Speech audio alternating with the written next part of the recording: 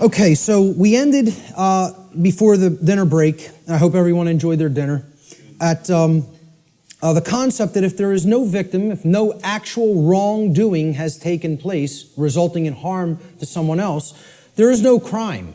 And many people are, being jailed for victimless crimes that they've actually never harmed another being, and yet their freedom has been taken away.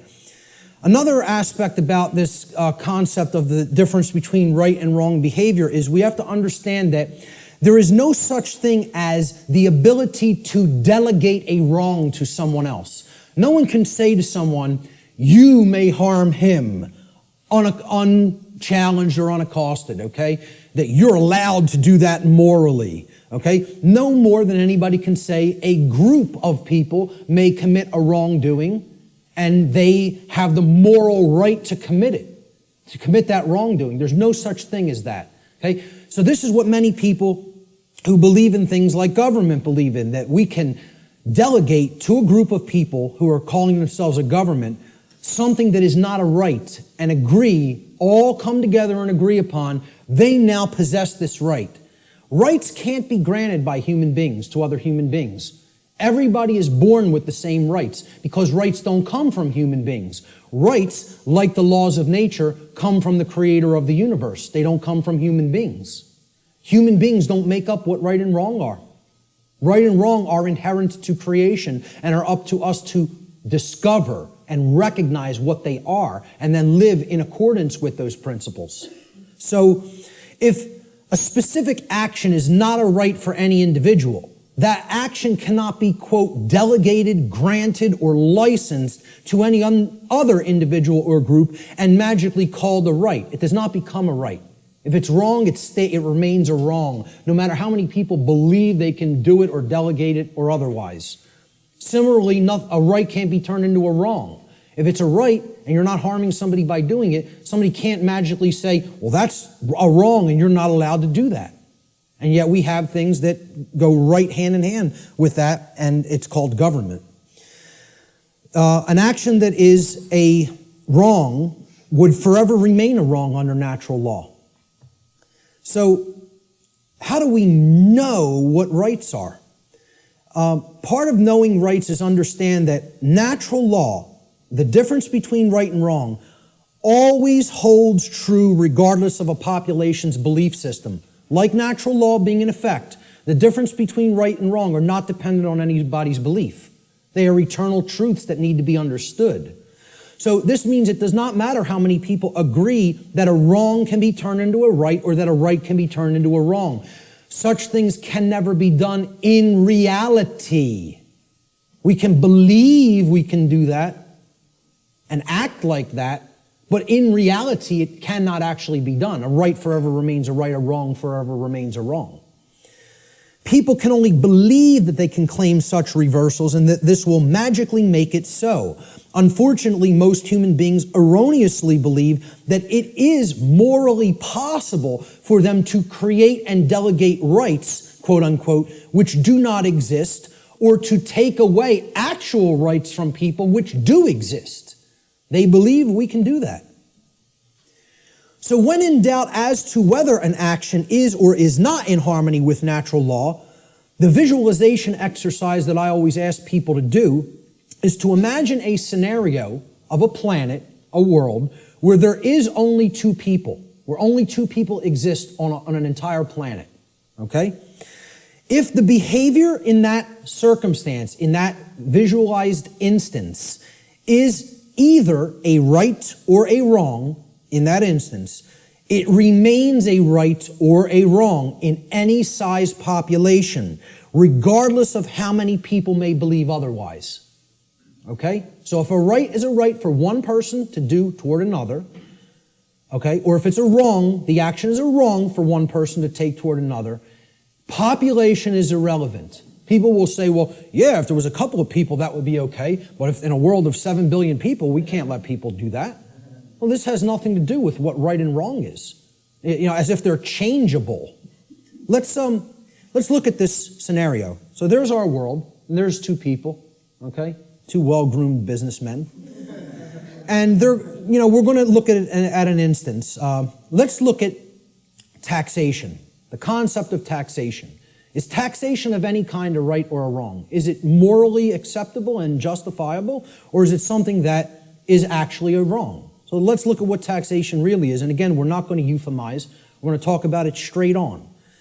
So here's what taxation is. It's not what I believe it is. I'm getting down to the heart of the matter and describing what it actually is. Taxation is the claim that a specific group of people who call themselves government have been given a, quote, right. They've been delegated a right, okay? We've written down a law, and we say this people calling themselves the government and the IRS have a right to do this particular action, this activity, okay? This behavior. They've been given a right to confiscate, unwillingly, I might add, an arbitrarily chosen percentage of the product of another individual's labor. Now, let me just start with this, right? If you ask anybody, how many are you going to voluntarily pay more taxes? Nobody will raise their hand. And you say, why not?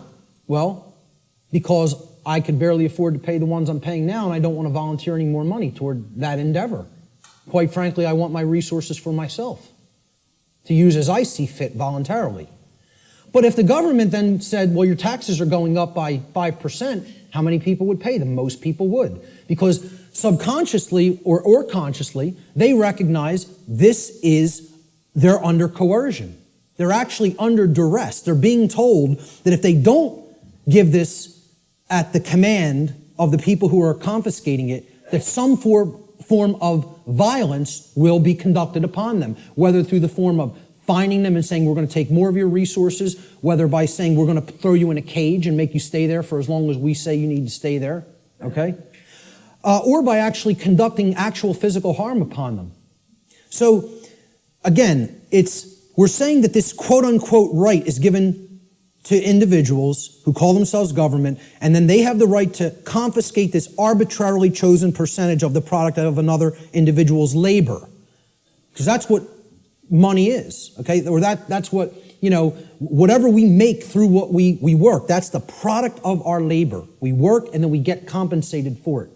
So that's an exchange for labor that we have done. That's our property, because we gave labor in return for that. So this is done whether or not the other agrees to share that product voluntarily. It's not a voluntary process. Coercion is involved. Taxation is enforced by the threat of violence, which is behavior that will result in bodily harm, or imprisonment, which is the taking away of physical freedom of movement, if those from whom the product is being seized attempt to resist this confiscation. This practice is always, quote, justified, and the word justify actually breaks down etymologically. The word justify means to create a right. That's what justify actually means. Jus in Latin means right or law, and then facere means to create or to make. So to justify means to create right, to make a right up and conjure it into existence. So it's always justified or made into a right, quote unquote, by those who claim that such a practice is necessary and required to, quote unquote, uphold the common good. This is the justification offered for the seizure of the product of people's labor involuntarily. Now, if we are honest with ourselves, if we define the concept of slavery, and I think this is a good definition for slavery, would it be fair to say slavery is the involuntary confiscation of 100% of the product of the labor of another human being? That be a fair definition? You're saying you're working, I'm going to take whatever you generate as a result of that work that you're doing. It doesn't belong to you. The product of your labor doesn't belong to you. All of it belongs to me. So you work for me. I take everything that you have been able to amass or create through the labor that you have done. I think everybody here would agree that's slavery. That's as good as a definition of slavery as you're probably going to get. I mean, we can come up with some other definitions that involve coercion and physically shackling and keeping people. But if we really are honest with ourselves, what is the purpose of slavery to begin with is to make others work for free and then take all of the product of the labor. That's what slavery was conducted for. Okay? So, if we're defining slavery as the involuntary confiscation of 100% of the product of the labor of another human being, we should be able to clearly see that there is no magical percentage to which we could lower this number that would no longer make it slavery.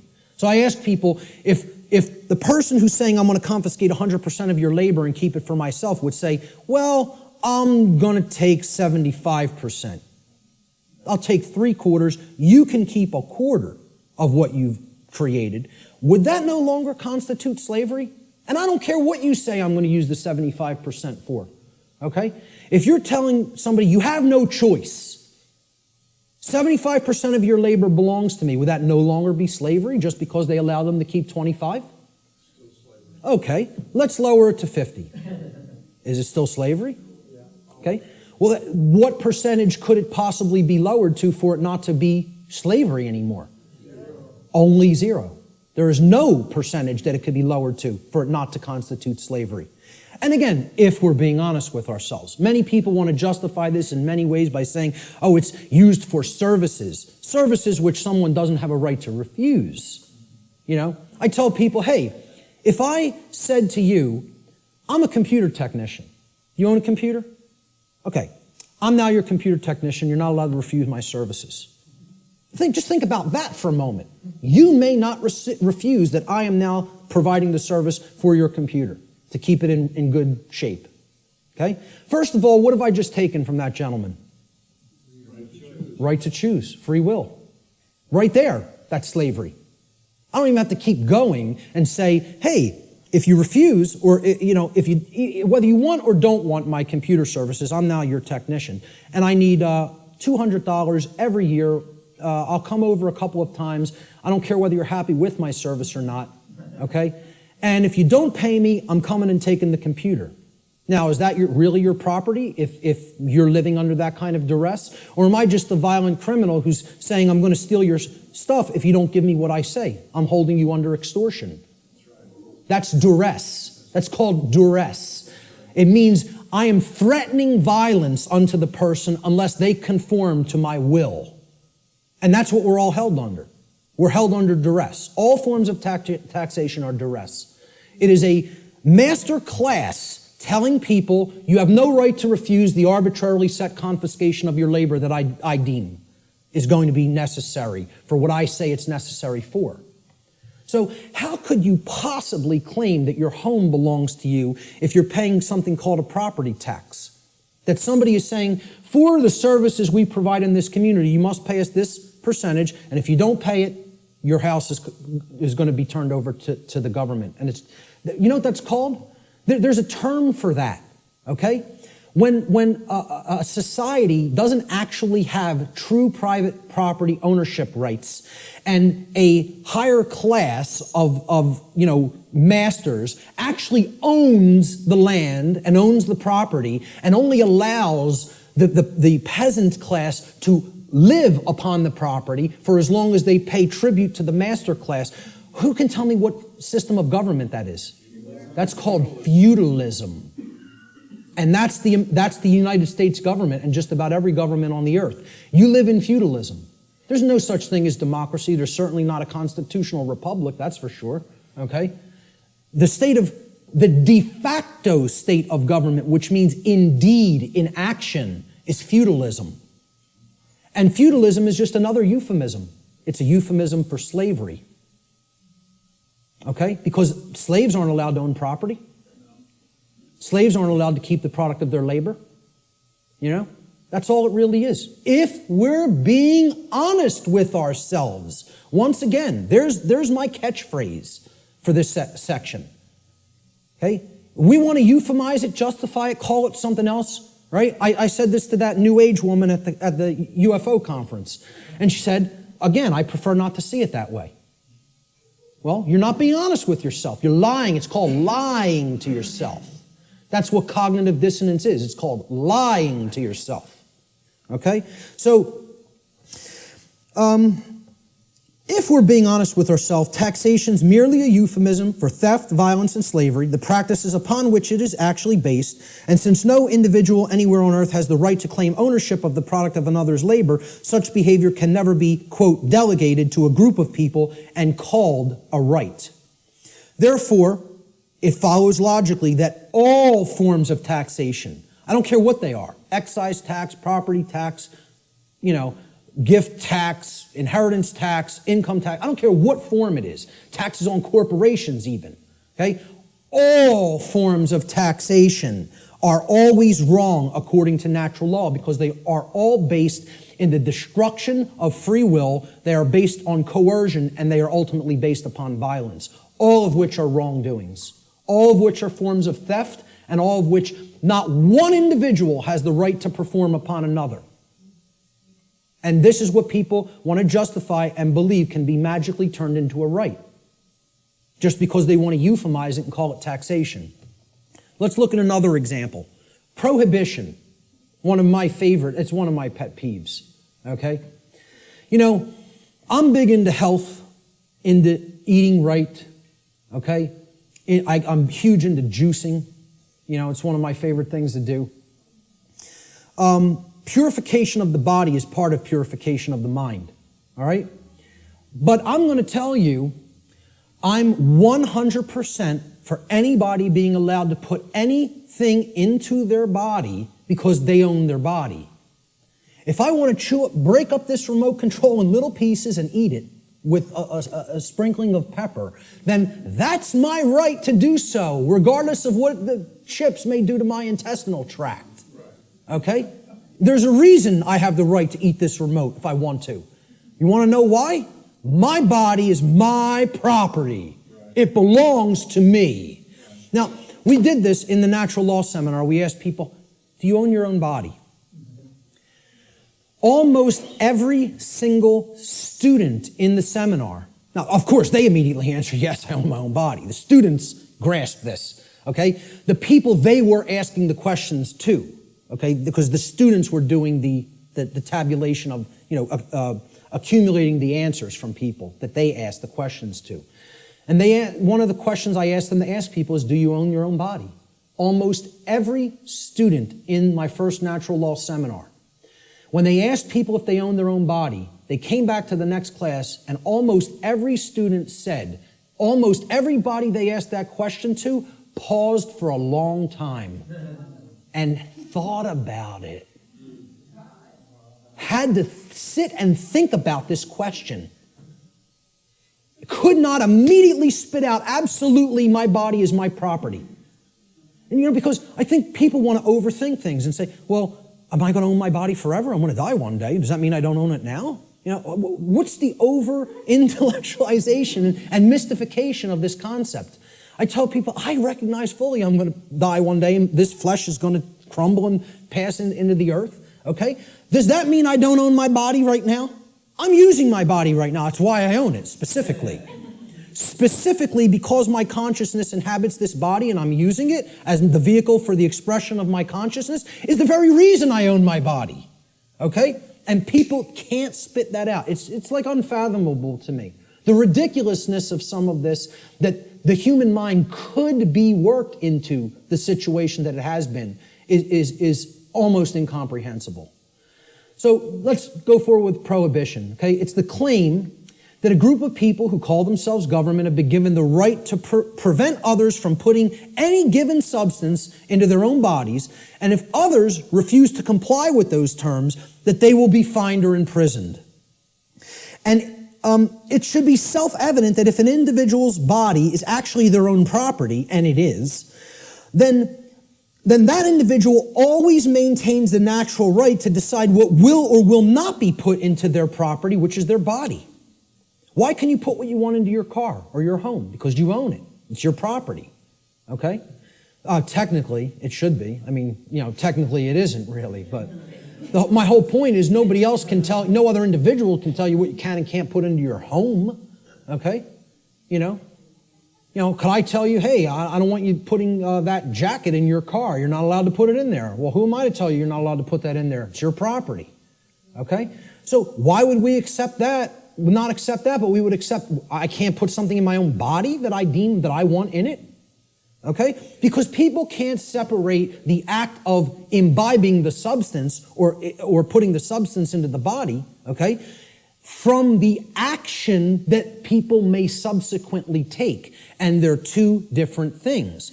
So somebody might go out and want to get smashed tonight and do a bunch of drinking, but if you then go out on the street and start clubbing somebody with the nearest available blunt object, you don't have a right to do that.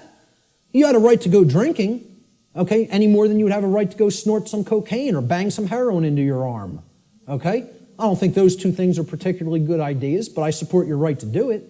But hey, if after you do those things you go and hurt somebody else, you got to be held accountable for the actions you just took.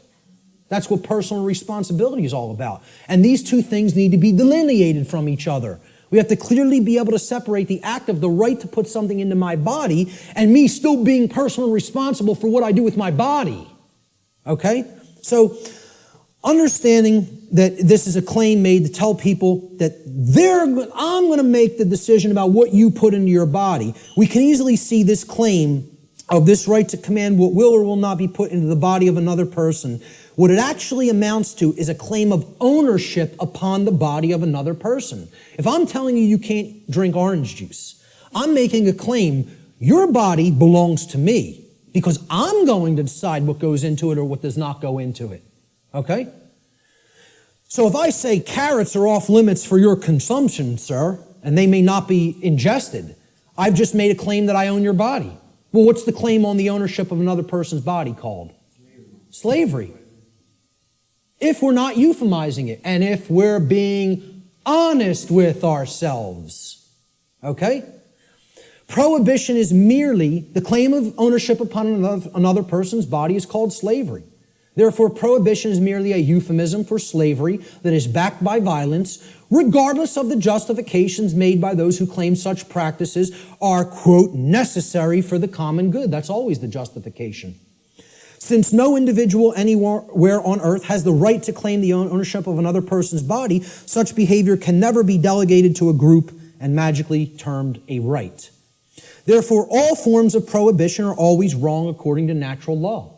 Doesn't matter what the substance is. Doesn't matter what it is. How destructive it may be to the body or brain. Look, if I want to go under my sink, take some cleaning supplies and make a nice cocktail with some lye and some roach poison and some rat poison, stir it up in a water solution and go glug, glug, glug, glug, glug. That's my right. Want to know why? Because I own my body. I own my consciousness and my body, period, the end. So if I want to do that, that's my right to do so. Okay? Nobody has a right to tell me what I can and cannot put into my body. Yet we accept this because of these justifications that, it's for the common good. Forget what rights are. You know, it's for the common good. We need to accept slavery for the common good. Yeah, it works out like that. So how about licenses and permits? These are claims that a group of people who call themselves government. And again, we're going back and visualizing. Imagine one person trying to make this claim to another person. Nobody would find it legitimate. Nobody would find that one person may make that claim to another person. Yet we think these other people called government have rights that individuals don't have.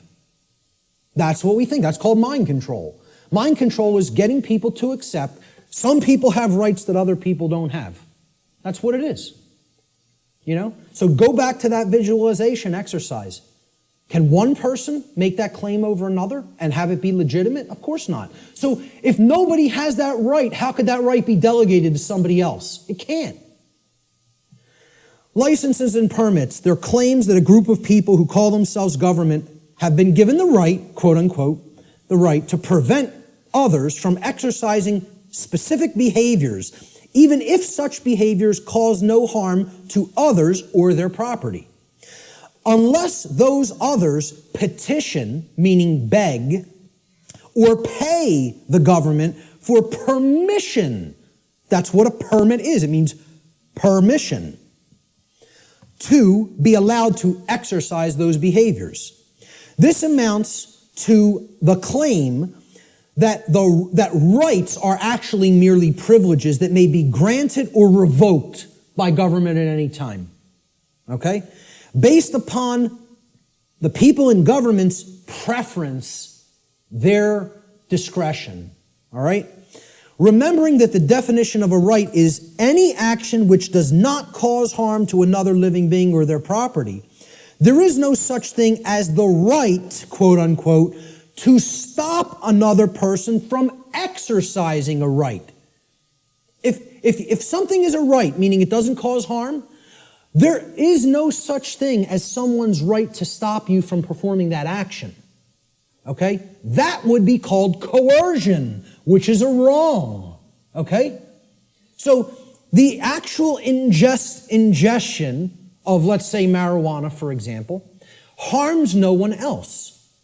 You can put that into your body, sit there perfectly peacefully, and not cause harm to another living being. That's called a right, for the very specific definition that it caused no harm. Okay? I would not have the right to tell another individual, you may not do that action. That would be a wrongdoing. Well, it's the same thing for something when it comes to licenses and permits. You're telling people, hey, if you pay me $50, I'll let you smoke that marijuana without doing violence to you. Unless I change my mind, and then I won't give you a permit. I'll just say, hey, you're not allowed to do that. Even something that is a right, like assembling and speaking, like what was done in the state of Pennsylvania a few years ago when the G20 visited it in the city of Pittsburgh. Okay? The city telling people, we have revoked the right to assemble and speak and petition for grievances.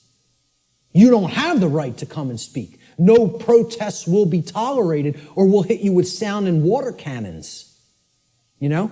And people just laid down and accepted it. The whole city of Pittsburgh. You know? Because, we're going to go and ask them for a permit. And they just said no. Nope. You don't have that right anymore. We find you on the street, you're getting blasted with a sound cannon and deafened. Some people went permanently deaf. Permanently deaf. Lost their hearing from what happened in Pittsburgh, Pennsylvania. You see the stuff that was happening in, it wasn't Egypt, where they were hitting people with water cannons recently and killing some of them. It was in the Middle East somewhere. Turkey, correct. You know? Hitting people, some people died getting hit in the eye with such pressure it hits the brain. People were dead from water cannons. They call these non-lethal weapons. Because they're telling you, you may not speak. You may not assemble. We're going to revoke that right, really. See,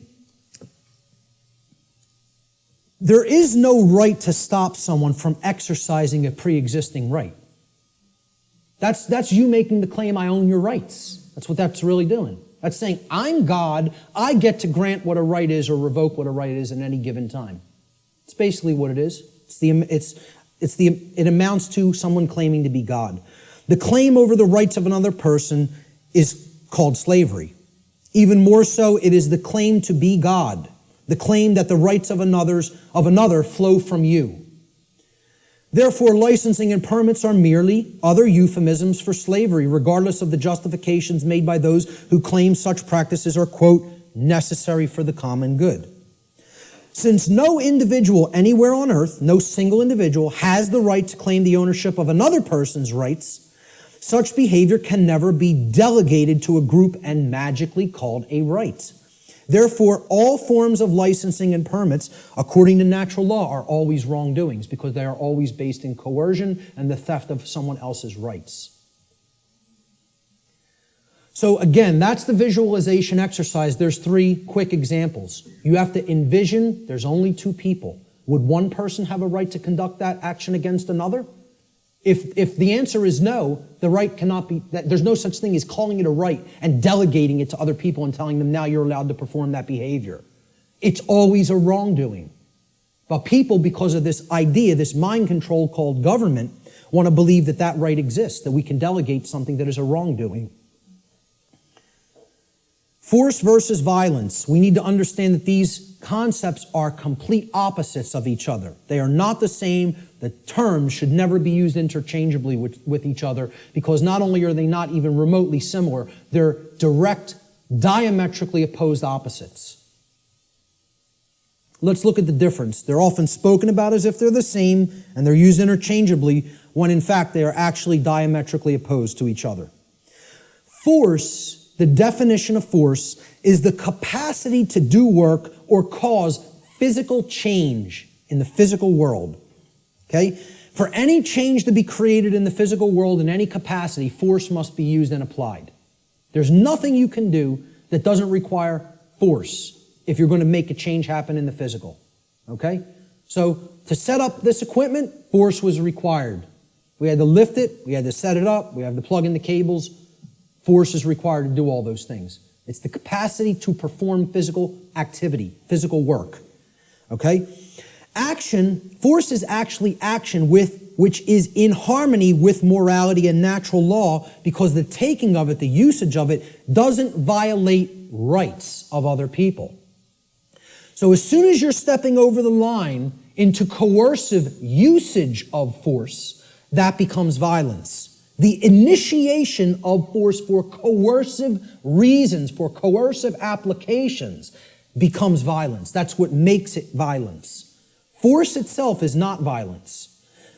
As such, force is action which one always possesses the natural right to take, and this includes the defense, the physical defense of someone's person, their body, against the act of violence. Force may be applied in that situation. When you are accosted with violence, you do reserve the right to use physical force defensively against such an assault. Violence, on the other hand, and this is the key to keep in mind with violence, it is the immoral initiation of physical power to coerce, compel, or restrain unrightfully. No one has the right to ever enact violence, because violence is always starting it. Initiation, that's the key word there. It's the immoral, the unrightful initiation. So, teachers in schools will, if there's a skirmish that happens between a couple of male students one day, they'll say, it doesn't matter who started it. All that matters is who started it. All that matters is who started it. All that matters. Because the person who actually conducted violence is the person who struck first. They initiated the immoral use of physical behavior, of physical force, physical power to coerce, compel, or restrain. Therefore, when the person beats back that physical assault with force, they have not committed an additional wrongdoing. Okay? It's difficult for many people to understand who are in right brain imbalance. They don't want to acknowledge that you maintain the natural right to use force when you are accosted with violent behavior. If someone just came up to me on the street and started swinging, okay, because they want something I have, or just because they don't like the look of me for whatever reason, they don't have the right to do that. If I replied by beating back their attack with sufficient force to put that action down, how many wrongdoings would have been committed? One. Correct. One. Not two. One. Because I maintain the right to defend myself with physical power, with physical force when necessary, when violence, meaning someone else started the immoral behavior. That's what matters, the initiation. Who started it is all that matters. All that matters. And again, it's a very difficult thing for the ego to comprehend. The ego doesn't want to hear that. It's been conditioned so long that responding with force is also violence. We are verbally and mentally equating these two things, and when in fact they are actual complete opposites. Okay, if a kid got hit by somebody else in a school, and then that other kid maybe said once, stop what you're doing, and then when the other kid wouldn't stop, he punched him and knocked him out. Okay, I would ask other people, who struck first? And if the kid lying on the floor struck first, I'd say you got what you deserved. That's it. Because that person had a right to defend themselves. You had no right to strike him. You initiated the violence. He responded with defensive force. Many people don't want to hear that because they're very conditioned. And I'm not saying you have to do that. You also reserve the right not to do that. But the right does exist. Both rights exist. You would have the right to not respond with physical force, but you would have the right to respond with physical force. See, that's a free will decision that the person has the right to choose between those actions. I don't even look at either one of them as the high road. You know? Personally, I think if somebody keeps beating somebody and keeps conducting violence to them, and the other person keeps accepting it and never rebels against it and never uses any force to put it down, I almost look at that as the low road. I'm not a pacifist. Not a pacifist. Okay? I am 100% about non-violence, meaning don't initiate harm to other people. Don't start it. Don't start none, won't be none. In street lingo. That's how it really is. Okay? But if somebody else starts it, they're asking to be put down with the amount of physical force that is required to put down the act of aggression. Violence is coercive action. See, that's the key. It's always coercion. Saying, you're going to do what I want you to do, or then I'm going to strike. Then I'm going to commit the act of violence. It's coercive. It's action which is always in opposition to morality and natural law for the very reason that it involves the violation of others' rights. That's why it's called violence. It's a violation. The act of violation it resulted in violence. Your rights have been violated. That's why it's called violence. It's the same root word. Violence is action which one never possesses the right to take, ever. There is no such thing as the right to commit violence. Doesn't exist. Because violence is the immoral initiation of physical power to compel, coerce, restrain, which no one has the right to do. No, you don't have the right, no one does have the right to initiate that type of action. Force, on the other hand, there is a time and a place to exert that force in a defensive capacity. All right, so we'll talk about that here. This piece of trash comes up to somebody on the street and says, give me everything that's valuable. I want your shoes. Oh, they're leather? Take them off. Take the wallet out, all the jewelry. Give me your purse. Give me your wallet. Okay? It's called a thug. Nobody would believe he has the authority or the right to do that, and we would have the moral obligation to obey this criminal. You know, if the criminal started calling himself government, we might start believing him. Right? But let's say somebody on the street saw what was being done, took out their own 9mm and blew this guy away. How many acts of violence were committed? One. They would look at it like that. But what I understand. But again, that's somebody saying, I prefer not to see it that way. Well, again, perception and reality do not really align in many cases. They're not the same. That person is incorrectly perceiving what is. They're not seeing the truth. And many people don't want to hear that that's the truth because they're very conditioned and they are very well-behaved slaves. You know, as harsh as that is to say. They don't want to understand that the inherent right to use force against violence exists and is always our right. Always. Now, I'm not telling you go out and immediately do that either because the perception is so screwed up in the body of humanity that the majority of people don't believe that would be a right. And they'll persecute you for doing it. You see, the self-defense principle is continuously being eroded. Human beings possess the natural right to defend themselves from violence with defensive physical force. A person who is accosted by violence possesses the right to stop the person who is conducting the violence from continuing to do harm to them with any amount of force that is necessary to stop the attack or the assault, okay, up to and including deadly force. I would say, if you want to be nice about it, give the person one verbal warning to stop. Say no once. After that, it's on. That's it. And that's really my policy, okay? That would be my policy on the street with an individual. The problem is here, the so-called authorities of the government, like you say, don't want to see it that way, and they're constantly trying to take this right away from somebody. They're constantly trying to say, no, we own the monopoly on the usage of force, and all you may do is wait and be accosted and assaulted until one of us shows up. Well, you know what that's called? It's called a big crock of bullshit, is what that's called. And it shouldn't be accepted by anyone who has any common sense. Shouldn't be accepted by anyone. Unfortunately, again, like I said, people are very, very well conditioned. And they think that this is an example of two wrongs don't make a right. There's no two wrongs committed there. There's one wrong committed, and then there's a right that is being exercised. Big difference between exercising a right that involves the defensive use of force and committing a wrongdoing which involves the initiation of violence. And people got to get clear on this. They have to get clear on it. So the question becomes, does violence magically become a right when it's conducted by government? When they shut down people's free speech rights and assembly rights? Or when they conduct direct theft from people through what's this euphemized form of slavery called taxation? And like I said, I'm not asking you to accept or believe taxation is slavery.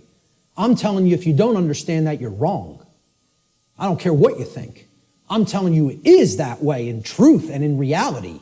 Taxation, slavery. Shutting down of people's rights is slavery. Telling people what they may or may not put in their body is slavery. It's not my perception. That's what is. Okay? And that's what we're accepting as a people. We're accepting that. These people have no more right to do it than any other individual would. And this concept brings us to the way I try to define and explain to people what real spiritual enlightenment is. Because what the New Age community is telling you that an enlightened being looks like is equally as a big crock of bull of what people who don't understand self-defense, the self-defense principle, believe. Okay? Enlightenment is not what this New Age nonsense community is trying to tell people that it is. All right? It's not about not taking action and sitting under a tree and meditating until you're magically enlightened. Okay? Enlightenment means knowing what's going on around you. Enlightenment means knowing what's going on within you. Enlightenment means truly knowing the true objective difference between right and wrong and living that in your life on a daily basis.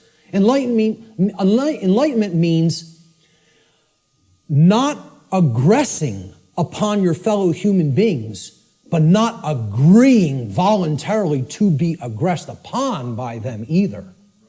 Okay? There's two pillars, two dynamics that go hand in hand with real enlightenment. I call this the two pillars of enlightenment. Okay? So here they are. The first pillar is the sacred feminine principle.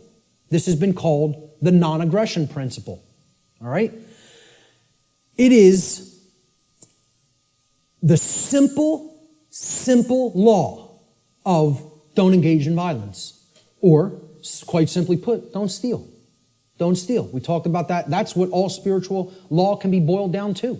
Don't steal from other people. Don't take what isn't yours. Don't take life that isn't yours. Don't take property that isn't yours. Don't take rights that aren't yours.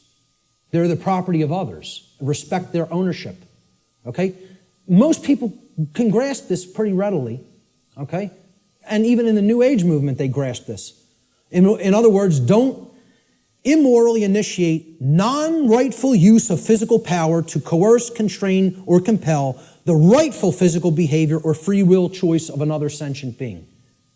Respect other people's free will, their rights, their property, their life, period. Real simple.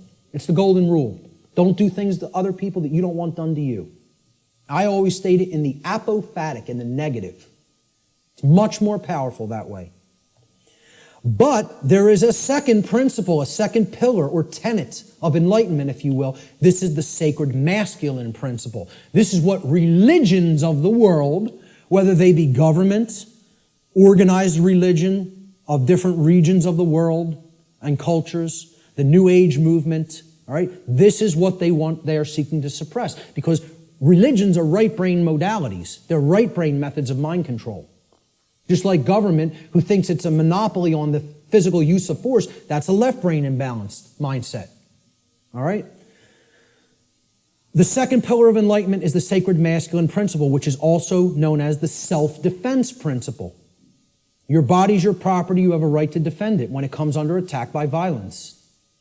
This principle states, sentient beings have the inherent right to use force to defend themselves from violence conducted upon them by another. This is the part many people don't get.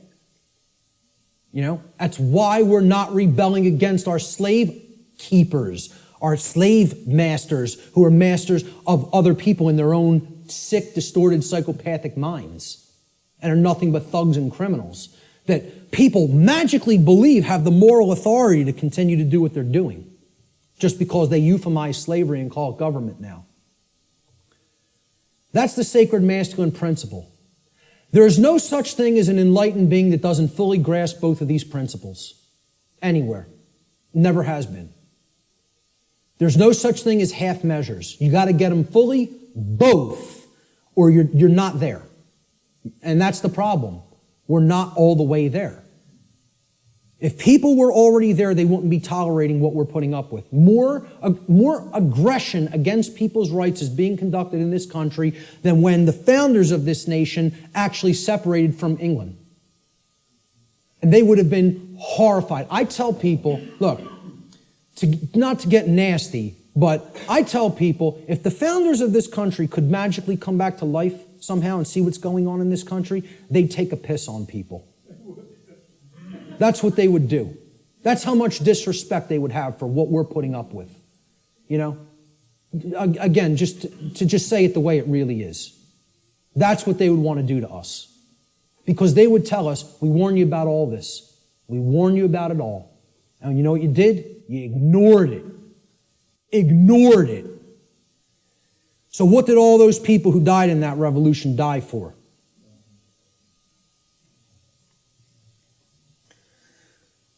We have to understand true ownership. Real, deeply. Not peripherally, super deeply. We got to know what we own and what we don't own. We have to understand, why is this our current condition? That's the question we asked at the beginning. And here's the reason. The reason our species continues to experience a systematic and growing loss of freedom is because we collectively do not deeply understand ownership and we continue to commit and condone theft. This is a prison for thieves. That's what Earth is. It's a prison for people that don't want to respect ownership. They want to take things that aren't theirs. And that's what we're here to learn. We're here to learn that there's only one natural law. Stop stealing from other people. Stop taking things that you don't own. Stop condoning theft of things that other people don't own. Don't condone that activity, that behavior either. So what is ownership? What's the definition? What does it entail? To own a thing means that regarding that thing, an individual maintains three basic things regarding it. The first is rightful possession. It means you acquired it without doing harm to somebody else.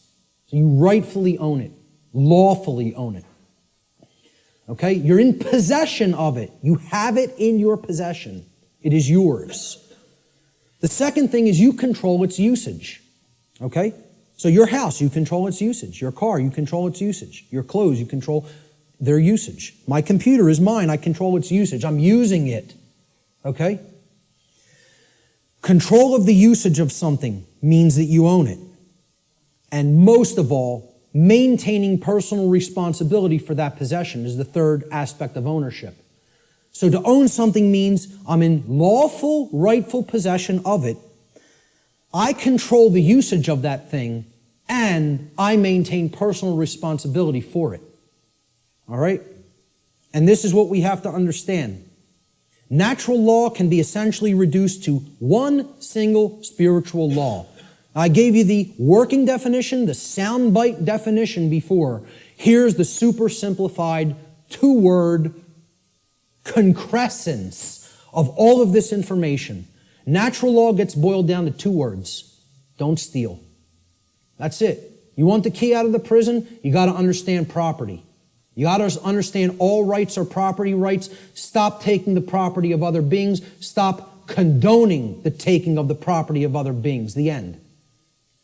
You know, I should just get up here and say, don't steal, the end, everybody go home. Should be that simple. That's the key, folks. That's the key to the prison door. And what we're really talking about here is common sense. That's what conscience is. People don't think of conscience as common sense. You know, they don't think of conscience as knowledge. Conscience is knowledge. It's not action, it's not behavior. It's knowledge. Again, knowledge is the way out of this. Okay? And this is the knowledge that has to be developed. Conscience comes from the Latin prefix con, meaning together, and the Latin verb sciere, meaning to know or to understand. You put them together, to know together, to understand together. Conscience is common sense knowing, common sense knowledge, literally, from the etymological breakdown of the word. Con, together, science, to know. That's why the problem is people don't have common sense. That's why I'm sitting there almost laughing hysterically that I need to try to teach common sense to people. The ridiculousness of it. Now, what we all need to be doing is doing that work, you know?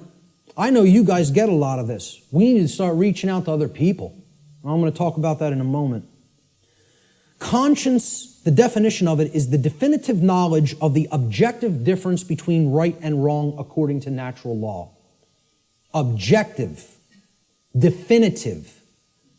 Okay, it's not up for debate. It exists inherently and objectively. It can be understood, known, discovered.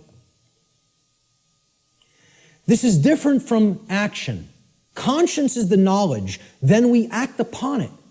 Okay? So it's different from understanding something and acting upon it. Right? To have conscience is to have common sense. It's to know the difference between right and wrong and understand that difference deeply. Then we're going to convert that into action. We exercise conscience. The exercise of conscience is actually action. The exercise of conscience is the free will choice of right action over wrong action once the definitive knowledge of the objective difference between right and wrong according to natural law has been acquired and integrated into the being. We acquire that knowledge first, understand it, then we act in either accordance with it or disharmony with it. If we act in accordance with it, it's called the exercise of conscience. That's action. The law of freedom. This is one of the basic laws within the body of natural law. It's real simple. The law of freedom states that freedom and morality are directly proportional. It's a mathematical equation that works 100% of the time flawlessly. As morality increases, freedom increases. As morality declines, freedom declines. This means the more moral a population is, the freer it becomes. The more immoral a population is, the deeper into bondage and slavery it goes. Another way of saying this is to say that the presence of truth and morality in the lives of the people of any given society is always inversely proportional to the presence of tyranny and slavery in that society. The more truth and morality there is, the less tyranny and slavery there is. The less truth and morality there is, the more tyranny and slavery there is. That's the law of freedom. And many people don't want to understand that. That these two things are inextricably interwoven and connected and can never be separated from each other. The presence of truth and morality in a society and the presence of freedom or its lack in a society. True freedom can never exist in a society that embraces moral relativism, which is the idea that there is no inherent and objective difference between right and wrong. So that humanity may just arbitrarily create or decide right and wrong for themselves. That's the ideology called moral relativism. As I've said before, it is the second tenet of the satanic religion. And it is deeply entrenched in this country and in the world. In our polls that we conducted, the psychological little tabulations that we did asking several people questions, 2/3 of people were moral relativists. 66%. Think about that. 2 out of 3 people believe there's no such thing as an objective difference between right and wrong and feel these are just constructs that exist by human beings and we get to make up what's right and what's wrong. 2/3 of people. That's where we're at. That's where we're really at. Natural law versus man's law or government. Here's the differences.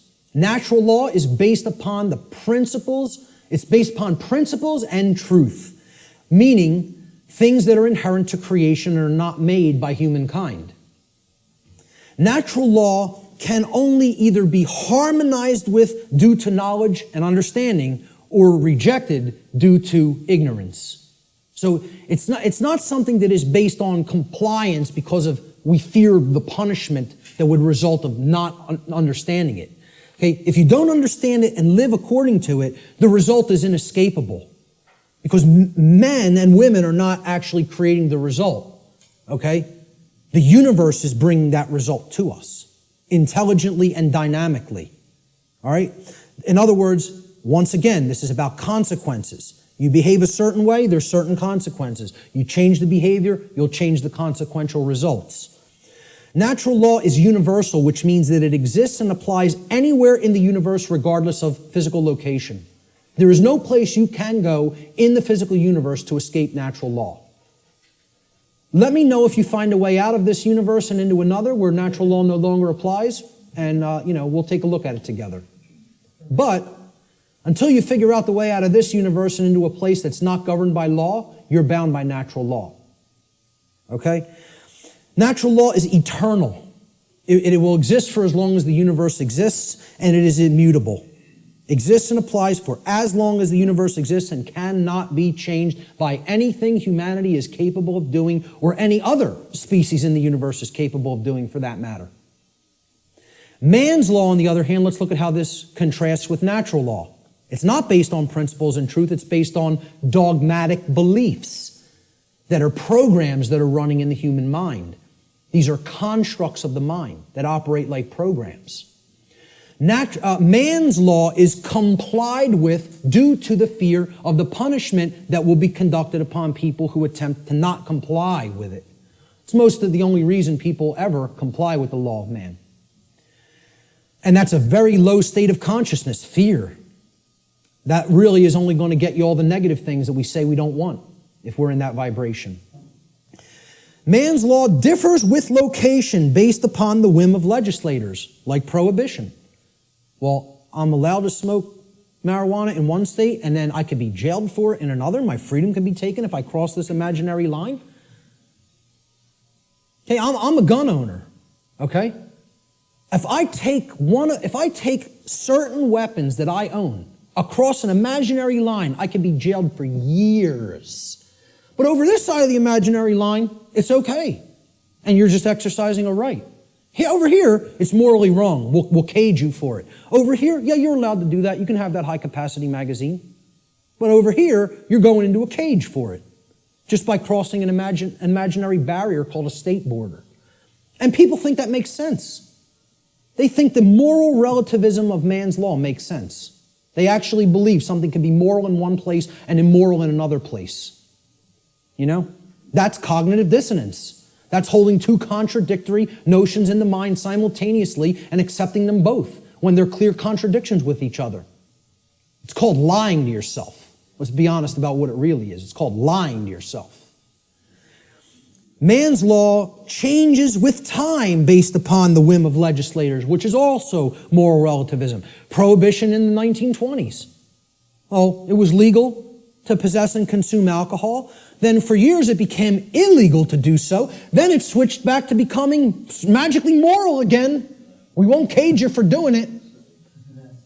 Well, it changes over time based on our preferences and likes and dislikes. Yeah, we get to make up what law is, what right and wrong are. It's called moral relativism. All right? And it's one of the tenets of Satanism. So what does this mean for the law of man, actually? You know, that people seem to have so much respect for. You know, we're a nation of laws written by men. You know, we don't give a damn about moral law. We don't really give a damn about what's right and wrong. You know, but we have so much respect for the law of man, which people actually believe is somehow based in morality, when it's nothing of the kind could be further from couldn't get any further from the truth than that. It's based in moral relativism, which is about the whims of the legislator at any given time or place. You know, you listen to certain forms of music in certain countries in the Middle East, you could be jailed for years just by putting a certain song on. Imagine this. And we would think that's unacceptable and deplorable. Yeah, we think you have this 30-round magazine here. This state only allows 10 cartridges to go into a magazine. I bring the physical object, even if it's not loaded with any ammunition, into another state. I can be put in a cage. Physical piece of plastic. You know, it's just total nonsense. Either something's a right and you're allowed to own it and you need to be responsible for it, or it's not a right because you're harming somebody. You know, it doesn't get any simpler than that. So what's this all mean for man's law? In light of natural law, what does it mean? To understand natural law, what does that mean for the laws of man here on earth? Well, what it actually means, it's simple if-then logic to apply. If a particular man-made law is in harmony with natural law, then it follows logically that it is redundant. It is stating the obvious. It is stating what is already known. It's like saying, I'm going to write down, yes, during the day the sky refracts a blue frequency. The sky is blue. I'm going to write that down and make it so. Well, it's redundant. It's self-evident. You can go out into the sky and look at the natural color of the sky on a clear day and see what the frequency is with your own eyes. No, you don't need to have it written down. Okay? It's a redundancy. So if it's in harmony already with natural law, it's stating a truth that is already there. It's an inherent truth. It's pre-existing. It's self-evident. Therefore, the writing down of that concept and calling it a law is irrelevant and unnecessary. Now let's look at the opposite. What if something that man writes down as a law is in direct opposition to natural law? So if a particular man-made law is in opposition to natural law, it follows logically that it is both false, meaning that it is incorrect. Okay, that's what natural law is. It's based in truth, that which is. And it's also immoral. Because if it's not based in natural law, it means that it is doing something that is actually harming somebody by taking something from them that doesn't belong to you. Like taxation, like permits and licensing, like suspending rights that do already exist, etc., so forth. All right? So, therefore, it's wrong, and it cannot be legitimately binding upon anyone. You can't write down a wrong and say, this is morally binding upon you, even though it creates harm, it causes harm, yet you must follow it. You know, and people believe this. We asked in the natural law seminar, how many people believe that if a law is passed and it restricts a right that you feel you have naturally because that action that it's saying you may not do causes no one else any harm? Do you have any moral obligation to obey that law until you could find a way to get it changed? And over 2/3 of people said, yes, you have a moral obligation to obey that law. Because these people have the moral right to issue commands and write down laws that constrain you, even if that behavior actually doesn't harm anybody and therefore is a natural right. You would still have to try to find a way to get that law changed. Nonsense.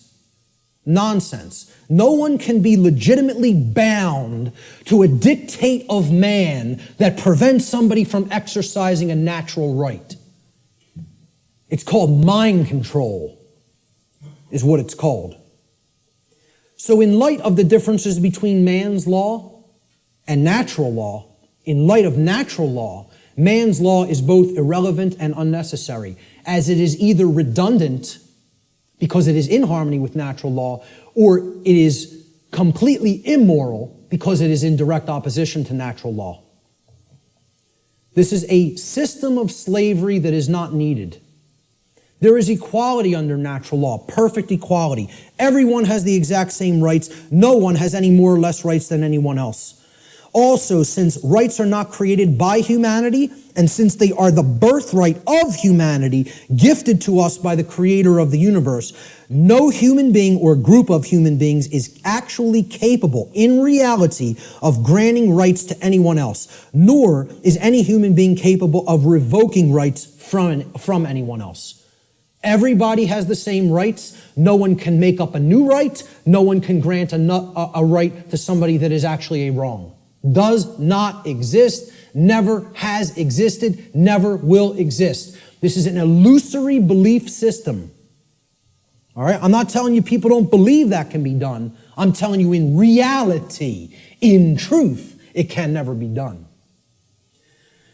Chris Leispooner phrased it pretty well. He said, government is nothing but men acting in concert. The morality and value of government, like any other association of men, will be no greater and no less than the morality and value of the men comprising it. Since government is nothing but men, its inherent, quote, authority to act is in no way greater or different than the, quote, authority to act of any individuals in isolation, like that example of two people on the planet. Government has no magic powers or, quote, authority that is not possessed by private individuals.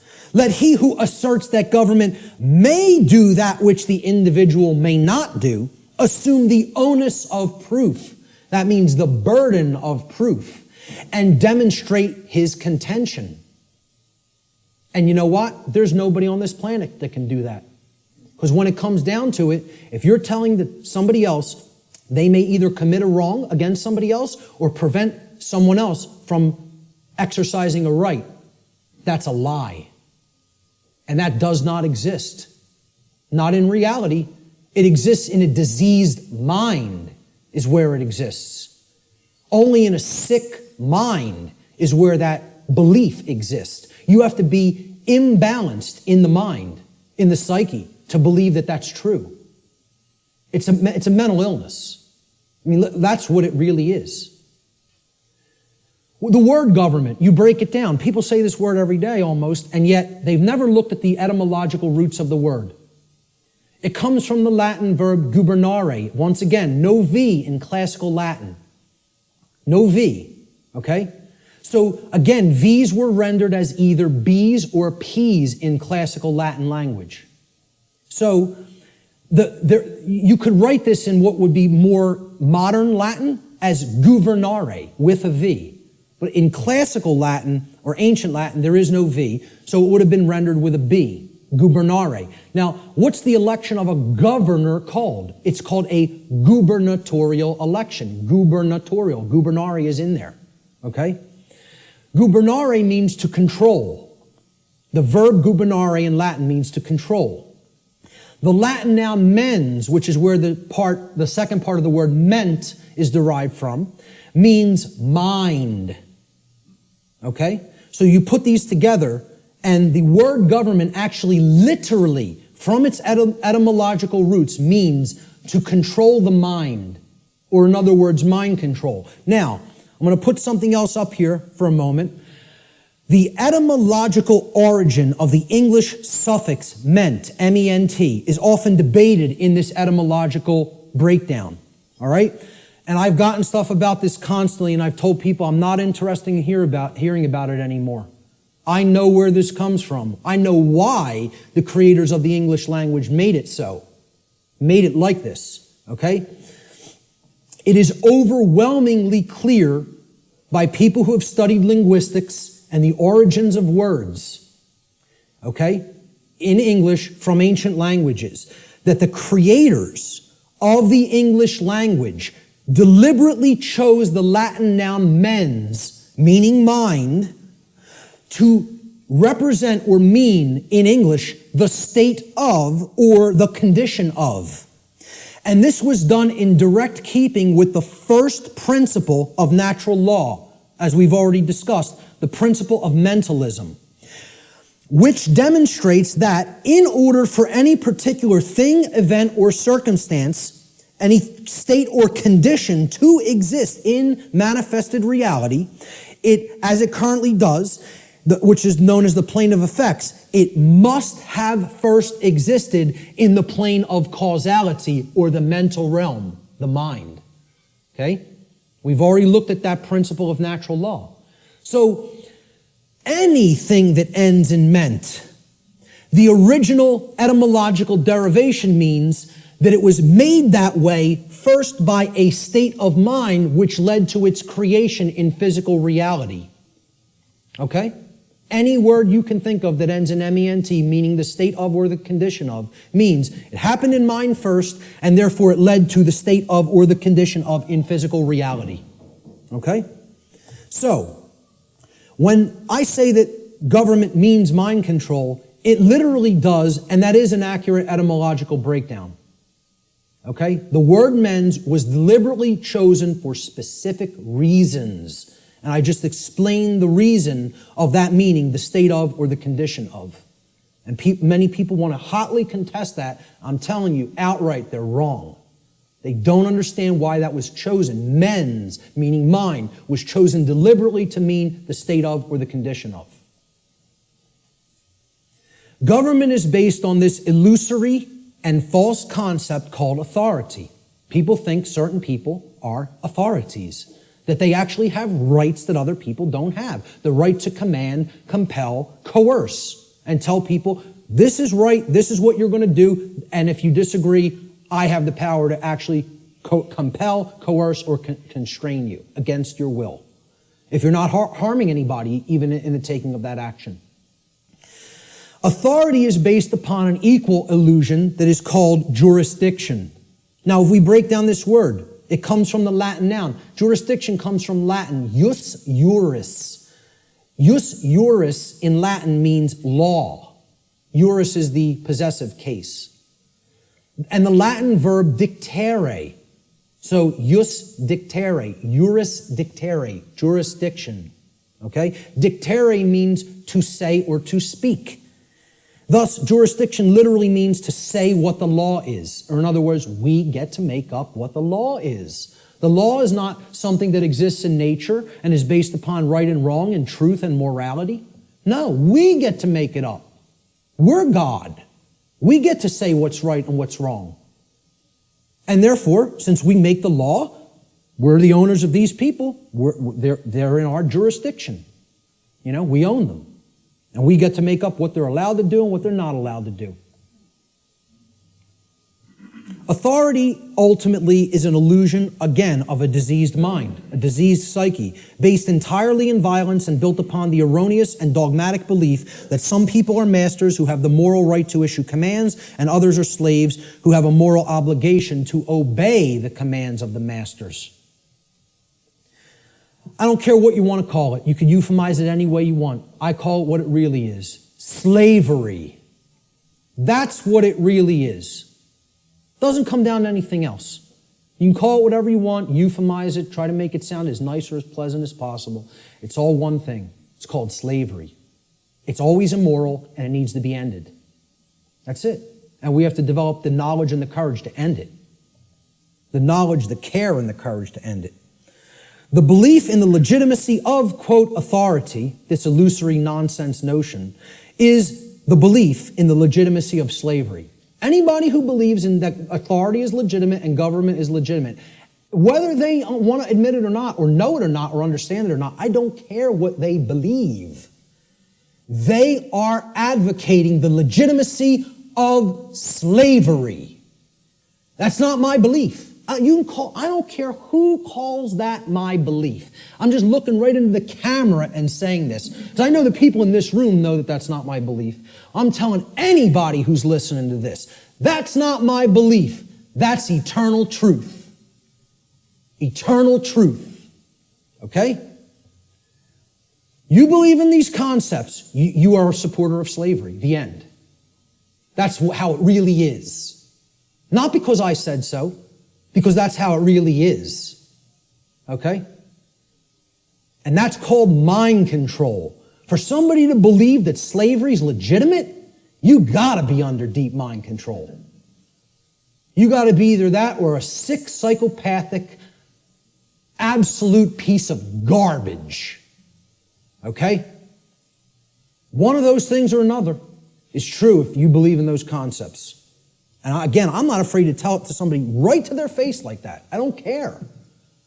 I'm not here to serve truth, make friends, or be liked. I'm here to tell people what the truth. I'm not here to serve human beings, make friends, or be liked. I am here to serve the truth. Whether it will be accepted is not up to me. I'm doing what I'm charged to do by creation. Okay? Whether it's accepted is somebody else's karma, not mine. Ultimately, authority is the idea that man can become God and through, quote, jurisdiction, dictate the law. What the dark occultists of this world, who are behind ostensible governments in the world. You know, they set up all these institutions as temples, right? What this sick psychopathic priest class ultimately believes is they're going to become God. We're going to turn natural law on top of its head, and we're going to rule in hell. That's it. We're going to rule in hell. It's a religion. This is a religion. Okay, government's a religion. The concept of authority is a religion. Most people don't see it that way.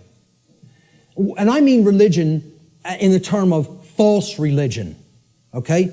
It comes from the Latin religare. I laugh when I hear people say it comes from relegare or relegare, R-E-L-E-G-A-R-E, or relegare, okay? Which means to read over again, to go back over something that you've already read and read it again. It's the most ridiculous, nonsensical derivation I've ever heard for the word religion, to reread. I mean, please, let's put this to bed, folks. Religion does not mean to reread. It doesn't come from relegare or relegare. I can't remember which infinitive is used for that verb offhand, but it comes from religare, hence religion, R-E-L-I-G-A-R-E. All right? Religare means to tie back, to hold back, or to thwart from forward progress by tying or binding. Tying up so that you can't move forward. That's what religare is, and that is the etymological root of religion. Because a false religion is a system of control that is based in unchallenged dogmatic belief, which keeps the mind in a prison in order to hold back the progress of consciousness.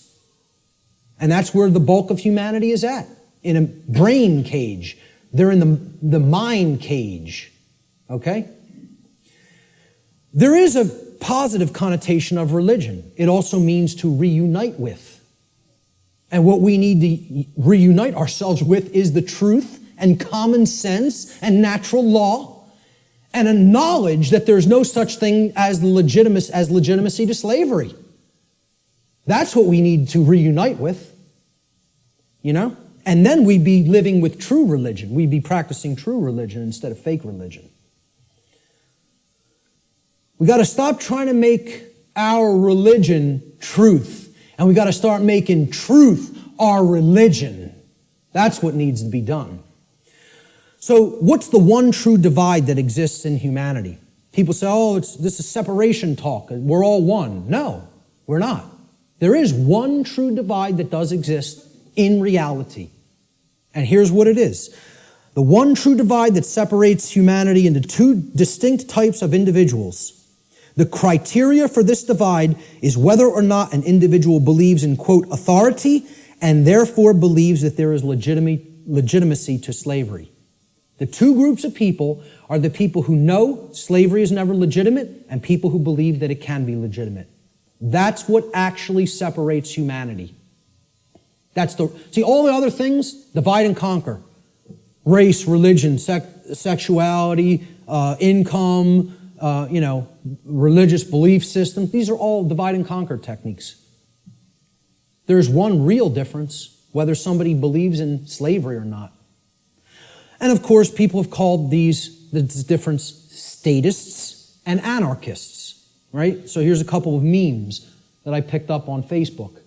Statism is the brilliant idea that we give a small group of people the right to kidnap, imprison, harass, steal from, and kill people so that we can be protected from people who kidnap, harass, steal from, and kill people. Yeah, that makes a whole lot of sense if you ask me. I think it's going to work out brilliantly with that system in place. Okay? An anarchist, I couldn't find any good pictures of anarchists because they're all fake anarchists who want to destroy property and think that they're somehow doing the world some good. You know, the black bloc. They're really communists in disguise. Okay? When you really boil down to it, they don't know what anarchy is at all. They're just some, Marxists who thinks that that ideology, that junk ideology is some kind of a pathway to freedom. It's a bunch of left-brain clowns who have no understanding of natural law. Go put your polka dot jumpsuit and some floppy shoes on and go get yourself a nice clown nose. Seriously, because that's what those people are. They're a joke. They're a joke. They don't know the first thing about what freedom is. Not the first thing. Okay? So I was looking for good pictures of anarchists. So I was going to put, like, maybe myself, Larkin Rose, Freeman, Frater X, people who get all this stuff, who I personally like their work. Michael Tessarion, etc. David Icke. But I said, hey, let's put a meme up there that really expresses it. So I found this picture of Jesus, a meme that says, I'm an anarchist, but most of my followers are statists. People who are these fake-ass Christians who believe they somehow are following the teachings of Christ, and they believe in government, they believe in financial institutions, they believe in organized religion. These are the three things that killed Christ, if you even accept the historicity of the event. Who was Christ waging basic conflict with? The Pharisees and Sadducees, the organized religious order and controlling religious orders of his day. Okay?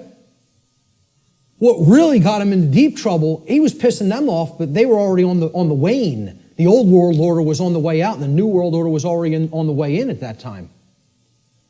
He got himself in real trouble when he went against the financial institutions, the money changers at the temple, taking people for a ride for temple coins. Right? And he flogged their ass. He took out the switch on them. Right? Not somebody who never got angry, who accepted evil and said, oh, it's just an experience, none of it matters. Took out the switch and beat their ass for usury. Okay? And then who finally put him to death? The police of their day. The Roman Empire. Roman centurions, the operating standing army and police of their day, the government. So who is he waging spiritual warfare against to try to bring righteousness into the world? And again, I don't care whether you accept it as historical fact or spiritual allegory. I could care less. Believe what you want. Doesn't matter. All that matters is the teaching. He was waging spiritual war against the three entrenched, mind control, religious establishments of his day. Organized religion, organized finance, and government. And people don't see it that way, so-called Christians. Because they're not interested in the real teachings. They just want to call themselves something and identify it and say, oh, that magically makes me this. Because you go to church on Sunday doesn't make you a Christian.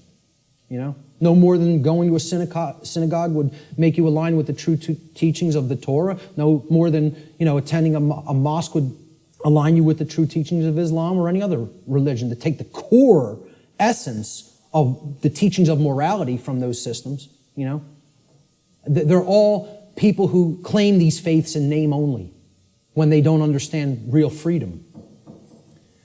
So a statist is an individual who erroneously believes there's such a thing as authority that is vested in certain human beings, magically giving them the right to rule over other people. This authority means that certain people who we call government have the, quote, moral right to issue commands to those whom they rule, those under their jurisdiction, and that their subjects or slaves have a, quote, moral obligation to obey the arbitrary dictates or laws, quote unquote, that are set by their masters. Most simply put, a statist is nothing more than someone who believes in the legitimacy of slavery. Conversely, an anarchist, a true anarchist anyway, is one who knows that there could never be legitimacy to authority or government because those terms are simply euphemisms for violence and slavery and coercion, which are always immoral and in opposition to natural law. Let's look at what the word anarchy really means. Again, you got to break it down. From the Greek prefix an, which means without or the absence of. And the Greek noun archon, there written in Greek script, which means master or ruler. And again, I mean externally. One who externally rules another or claims to be the master of another. That's what the term archon means in its connotation. Anarchy, as we can see by putting these together, does not mean without rules. The word archon does not mean rules. Okay? Because there's always going to be rules in effect called natural law, the laws of morality. It means rulers, imposed rulers. That's what archon means in Greek. It literally means anarchy now, putting it together. An, absence of, archon, master or ruler. The absence of masters or rulers. Externally imposed masters or rulers. Meaning, when we put it together, okay, it means without rulers, without masters. Now, if you give people that term, no masters, no rulers, no masters, no slaves, what word are they going to associate those phrases with? Freedom. But if you tell people what does anarchy mean to you, what do you associate it with, what are they going to tell you? Chaos, which is the exact opposite. That's in that other column. Okay? They have deliberately obfuscated the meaning of the word through a mind control technique called endless repetition. If I could keep telling you a word doesn't mean what it means, that's not a projector, that's a hammer. Hey, could you check out my hammer over there and make sure it's projecting the image on the board correctly? You know, the bulb burned out in my hammer. I might need to go buy a new hammer. If I kept doing that endlessly for years and years and years, people would start calling that device a hammer. If I got enough people to keep calling it that. So they've gotten enough people to call freedom chaos. Think about that. They've gotten enough people to believe that the absence of the state of slavery means chaos instead of freedom. It's almost unfathomable. It's almost incomprehensible. The mind job that's been done on this species. It's almost incomprehensible. Anarchy is the state of existence where there are no masters and no slaves. Therefore, what it really means is the absence of slavery, or in other words, true freedom. That's all it means. I prefer to call it anarchony, okay? Keeping the entire word archon instead of taking out the O-N, okay? If we keep that there and call it anarchony, and I say I'm an anarchonist, people will ask, well, what the hell is that?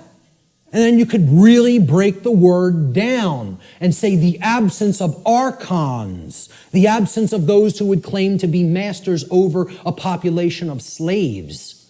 That's what an anarchonist is. It's saying that's illegitimate, that's unnecessary, and that we need to do away with that state of existence.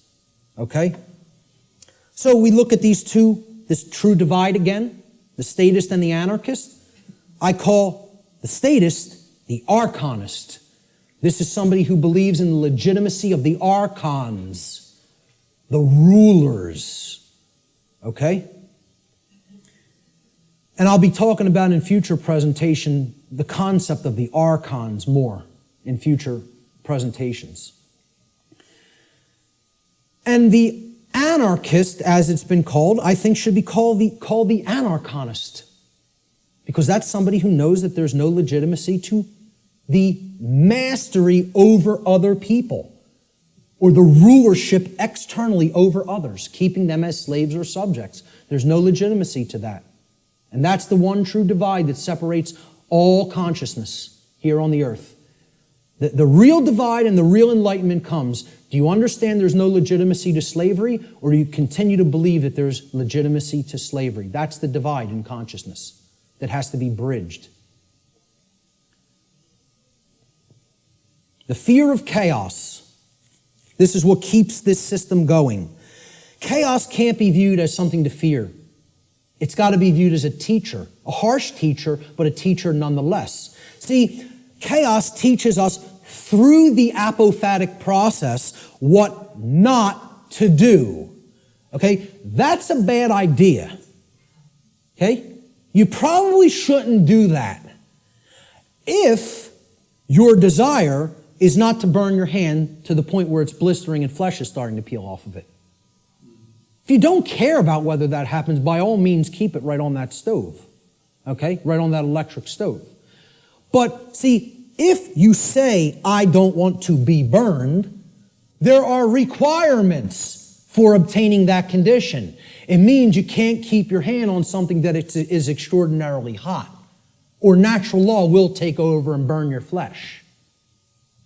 Doesn't require your belief. That's how it works. Well, this is humanity.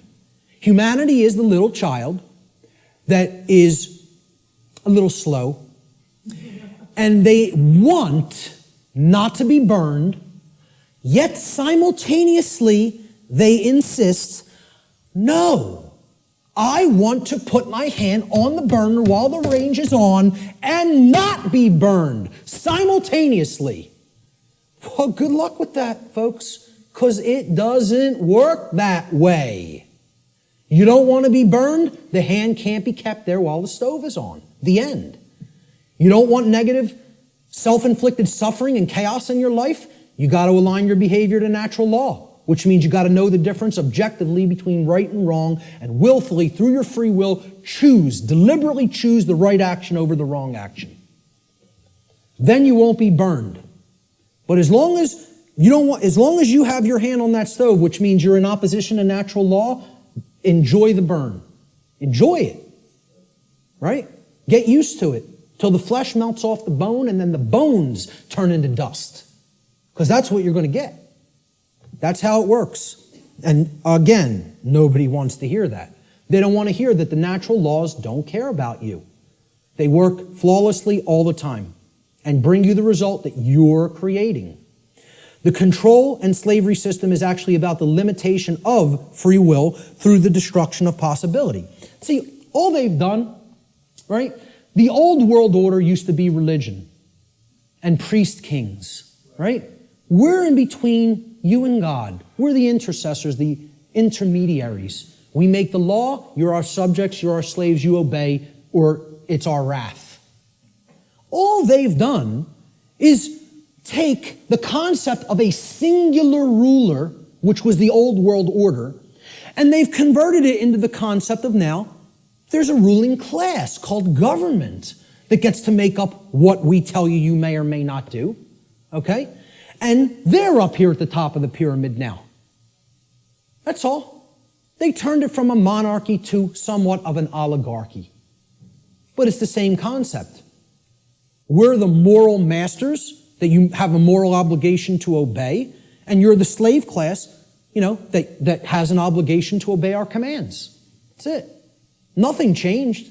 All they did is say, well, no, people don't no longer believe in the priest king, so we need to create an institution where this quote-unquote authority is seemingly diffused through many people.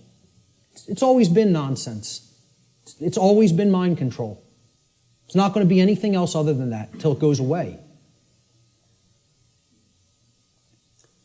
True freedom includes infinite possibility because infinite possibility, by definition, includes the possibility for chaos. For real freedom to exist, we have to accept, hey, things might not go right all the time. We live in a physical domain, a physical world. Hey, there could be dangers. Nothing could ever be sanitized or made completely safe as far as physical world activities are concerned.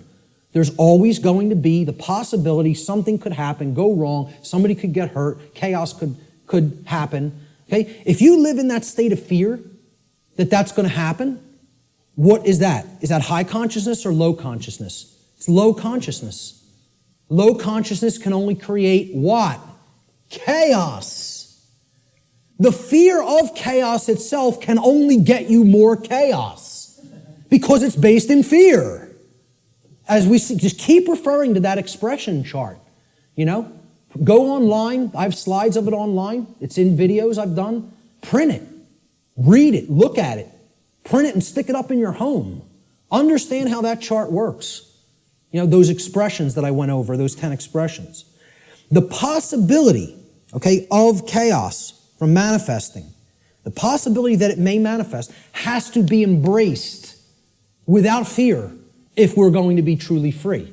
It must be embraced. You have to say, I am going to allow for the possibility that chaos may occur. Because that's getting out of the consciousness of fear, which that's what will lead to freedom. Removing that fear. The fear of the possibility of chaos is actually equated to the fear of true freedom. When somebody says, I can't ever believe that a system with no masters could work out, I can't even envision how it could work out. What's that called? What's been deadened in that person? What have they lost? Imagination. There it is. That is actually the equivalent of the death of the imagination. Now, what is the imagination? The imagination is the powerful ability of the human mind to envision a different state or condition than the one which is already manifested in the present. So, imagination must first be present in the mind in order to create a different state of existence than the one currently being experienced. And this is because, according to the principle of mentalism, for any different state to manifest in the physical world, the plane of effects, it must first exist within the mind or the plane of causality.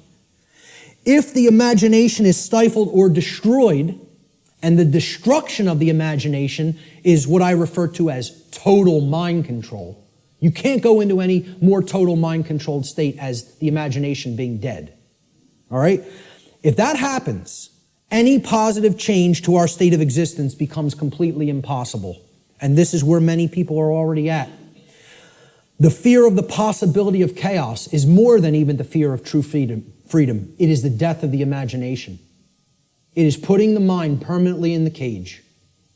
Okay? So you can't let that force within us called the imagination die, because that's the only way to envision a way out of the prison. You have to envision it first, then you have to put those thoughts and emotions that you used for that envisioning process into actual action so that it becomes manifested in the physical world.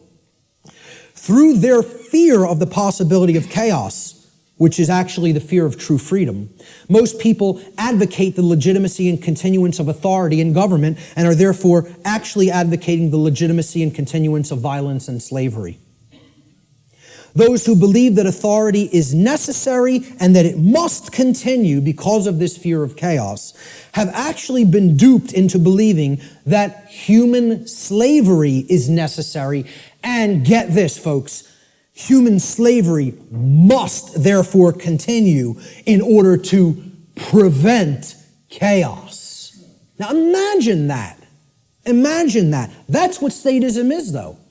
That's what the religion called the belief in government or statism is. It is the belief that human slavery is necessary and must continue indefinitely in order to prevent chaos from manifesting. Now, tell me how that could possibly work. Can violence and slavery, which is actually what government is a euphemism for, statism and government are just euphemisms for violence and slavery. Okay? Can violence and slavery ever possibly prevent chaos? Why? What? Why can't it? Because they are chaos. Violence and slavery are chaos. We are already in the state of chaos. Being held under the threat of violence and duress, which is slavery, is the state of chaos. So forget about fearing chaos coming on. You're in it now. Surprise, surprise. Hate to break the news to you all. Okay? We're already in the state of chaos. We need to create real order by getting rid of violence and slavery. Order followers. These are the people who keep this system of slavery in place. Okay? They're the people who keep this system of slavery in place. Let me just say this again. Order followers are the people who keep the existence of slavery in place.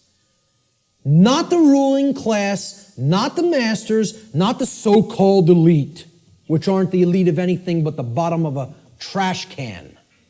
Okay? The people who keep slavery in place are the people who willfully follow their orders. Nobody wants to hear that. And people will hate you for saying it. Following orders means, by definition, doing what you are told to do without judging for yourself whether or not that action that you are being ordered to carry out is actually right or wrong. That's the definition of following orders. I mean, can anybody refute that? Is that not the actual definition of following someone else's order? By definition, if you're following the order, you're given the order and then you just act. You just do it because you're following the order. You don't sit there and go, is what that person told me to do right? Do I have a right to do that? Is that moral? Should I do that because, it's okay and it doesn't hurt somebody else? Or should I not do that because it actually does cause harm? It's not what an order follower does in their mind. An order follower says, yes, sir, and follows the order. That's why it's called an order follower. That's why it's called following an order. So that's the definition of what an order follower is. It's not my perception of what an order follower is. It's the actual definition of order following. Okay? If an individual, this is key to understand, if an individual is performing the task of following orders, by definition, that individual cannot be exercising conscience. Since, by definition, exercising conscience means that one is willfully choosing through their free will for themselves right action over wrong action. So the concept of following orders is completely polar opposite to the concept of exercising conscience. You cannot be doing the same things simultaneously. It's impossible to do those two things simultaneously. They are contradictions in terms by definition. Okay? Most people don't grasp that. Okay? By definition, if you're following orders, you cannot be actually exercising conscience, which involves free will choice based on the knowledge of right and wrong. Here's what order following gets us as far as a nation is concerned. Not that we're not already there, not that these people already didn't take us, because we're taken by them already, covertly. They took us through the school systems. They couldn't beat us militarily. So they said, well, let's send our ideologues over there and get into the minds of their children. And if you don't believe that's what happened, you're very, very, very naive. Not only the Nazis, but the communists as well. Because really, it's all just forms of socialism. That's what feudalism is. Worldwide socialism is, there's no such thing as private property. State owns everything. Rights don't exist. Property rights don't exist. Everybody's a feudal serf again. It's called neo-feudalism. I don't care which branch you come at it from. You want to come at it from the left, that's called communism. You want to come at it from the right, that's called National Socialism. Communism is international socialism. They're both the same force. It's called feudalism. Let's just call it what it is. It's called feudalism, which is in itself just another euphemism for slavery. They want neo-feudalism, which is the New World Order of slavery. Okay? And it's already here. It's not something that's coming. It's here now. The object is to get out of it. This is the result of following orders. That's what following orders gets a society. Following orders should never be seen as a virtue. Following orders is evil. I don't care whether you're, I don't care if somebody who is considered a holy man gives me an order and I follow it, I've just committed an act of evil, as far as I'm concerned. If I'm acting based on solely what somebody else has told me to do, that's evil. There's no morality in it at all. At all. At all. It's not a virtue. It's evil. Okay? Let me just make that so abundantly clear and state it so unequivocally. There's no such thing as any possible moral following of orders. The two terms are contradictory. All right? I was just following orders is never a valid excuse or justification for immoral criminal behavior, and this lame attempt to abdicate personal responsibility should never be accepted as a valid excuse for such behavior. And why it's done is through justification. And again, that means to create a right, from jus, meaning right or law, and the Latin verb facere, which means to make or to create. And this is what they say: I was just following orders. I was just doing my job. I was shutting down your protest. You don't have a right to speak. The politicians commanded me so. So I just came out and I was just doing my job, hitting you with a sound cannon. You know, just doing my job, just following my orders. It's a justification. You're a criminal. There's nothing moral in that. There's nothing virtuous in that. It's called criminal behavior, criminal activity. And what they do is try to create it into a right, make it into a right by a justification. And nobody should ever accept their justifications. Because you know what their justifications is? You know what they are? It's called a 100% crock of bull that is a complete lie. It's a lie. They're just straight up looking you in the face and saying, I'm not responsible for that. I just did it, but I'm not the one who's responsible for it because I was acting on orders. Well, see, this defense didn't work as the Nuremberg defense, and nobody in America should be accepting it. Nobody in America should be accepting it because they believe in the legitimacy of authority and government through mind control. That's what they believe it. They believe there's legitimacy to it. Most people actually believe that there's legitimacy to this criminal behavior because a class of people calling themselves government have magically been imbued and gifted with such rights, quote unquote. They believe they have rights other people don't. They themselves believe it, but worse is that the people who are actually affected by that criminal behavior, they believe they have the authority to do it.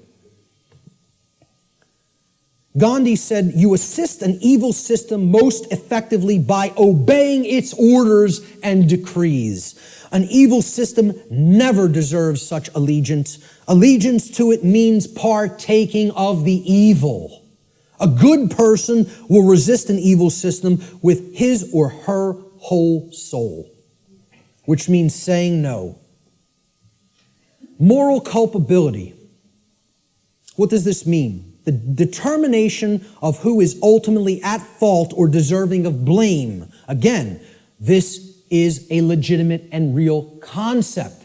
There is fault. There is blame. We got to get over this new age nonsense that nobody's at fault, nobody's to blame. You should never say, hey, you shouldn't have done that. That caused a lot of chaos and trauma for other people. You're not to blame. It just happened. No, wrong. The people who did the behavior are to blame. Who carried out the Holocaust in Germany?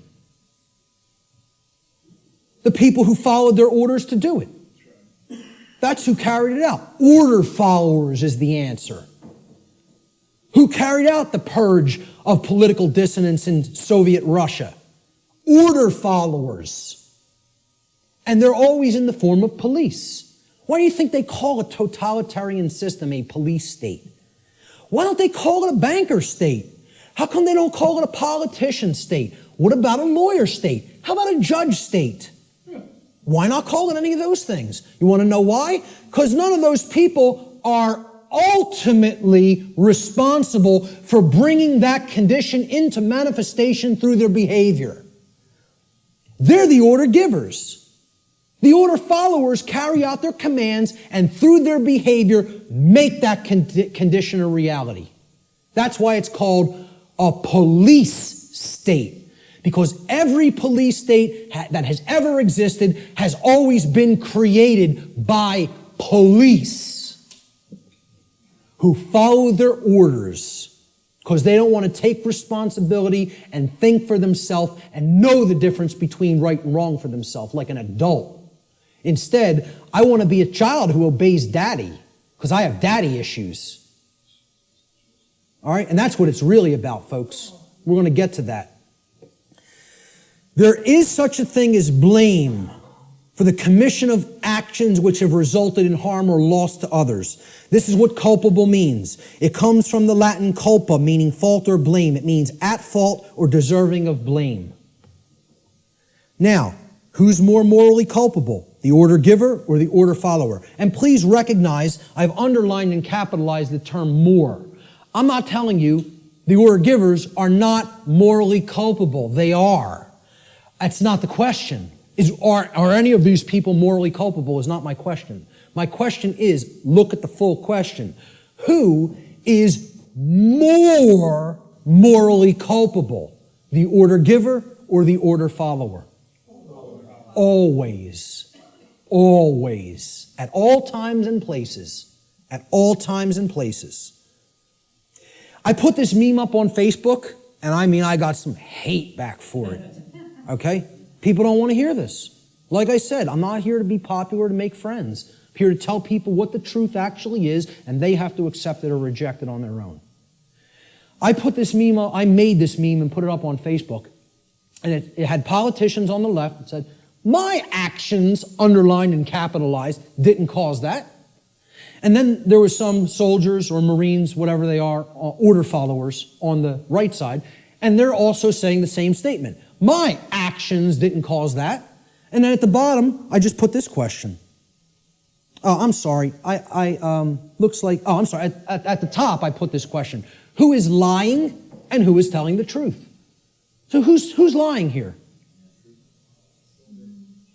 And if people can't see, I hope that they can see this horrific picture. This is the result of, bombings that took place in the Middle East around Iraq. And it's a father carrying his dead child in his arms. Okay? Maybe if bombs were raining down on our children, we might think differently about going in and waging imperialism on other nations. I don't know. Maybe we might think differently about it. Right? But when it happens to somebody else's child, that's okay. That's done in the name of freedom. Okay? Well, who caused this? Did they cause it? No, they didn't cause it. They are not the actual cause of this.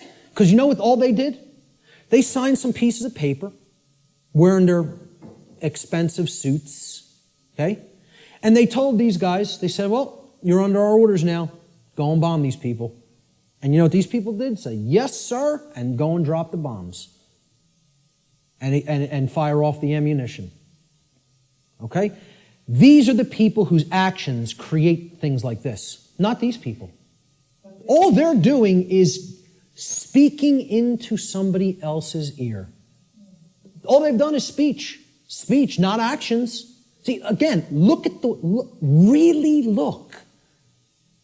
My actions didn't cause that. Yes, it is. If these people are saying my actions didn't cause that, they're lying. Very, very, very painful and difficult thing for people to comprehend and accept. I'm not telling you shouldn't feel bad hearing this, but I'm telling you it's true. The painful truth, the order follower always bears more moral culpability than the order giver. For the reason that the order follower is the one who actually performed the action, and in taking such action, actually brought the resultant harm into physical manifestation. Order following is the pathway to every form of evil and chaos in our world. It should never be seen as a virtue by anyone who considers themselves a moral human being. Order followers have ultimately been personally responsible and morally culpable for every form of slavery and every single totalitarian regime that has ever existed upon the face of the earth. That's the painful truth that people don't want to accept because they want to believe the absolute nonsense that order following is a virtue of any kind. And it needs to be obliterated from the face of the earth because it's not the way to any kind of virtues or order. It's the pathway to evil and annihilation. That's what it is. Responsibility versus abdication. So why don't these people want to think for themselves? It's too easy. It's too easy to just follow the orders of somebody else. They believe somehow magically this absolves them of personal responsibility to choose right from wrong. An individual's personal responsibility to choose right action over wrong action for themselves always belongs to that individual. And that responsibility can never be given to another person or passed along. One can only claim and imagine that they can abdicate their personal responsibility for such choice to someone else. It can never actually be done in reality. You're only making a claim. I'm not responsible for that behavior because this person told me to do it. That's just a claim. And moreover, what it really is it's just a damn lie. Okay? More simply put, an individual is always personally responsible for their own actions, period, and the end. If you did it, you're responsible for it. There are no cop-outs. Stop trying to make excuses or justifications for criminal behavior. Own up to personal responsibility. If you did wrong action, you did it. You caused it. I like how David Icke words this. He says, accept responsibility for yourself and your actions, thoughts, and words. You alone make these choices, so you alone are answerable to the consequences of your behavior. The feeble excuse that your boss required it, that the establishment expected it, holds no truth or justification. What is the point of having principles if you allow others to dictate your behavior? Really, those who allow others to dictate their behavior don't have principles. And there's a reason they don't have principles, because they hate themselves. They're in psychological self-loathing, and there's a reason they're in that state, which my future work is going to cover in depth, in extensive depth and detail. At the end of the day, you will judge your performance and the contribution you've made to creation. It will not be based on what another expected of you or what you did because you felt trapped. Like, oh, there's no other way. I can't envision my way out of this. I can't envision doing something else. I might have to get another job. I might have to read and learn. I can't envision becoming a different person than the identity I've already forged for myself. How could I possibly imagine that? I have all my eggs in this basket. My whole ego identity is all wrapped up in my job and what I do. That defines who I am. I can't go against that. It's all nonsense. It's all what people are doing just because they feel trapped and they can't imagine that there's another way. Most people erroneously believe this is the second part of the abdication of responsibility on the part of the people.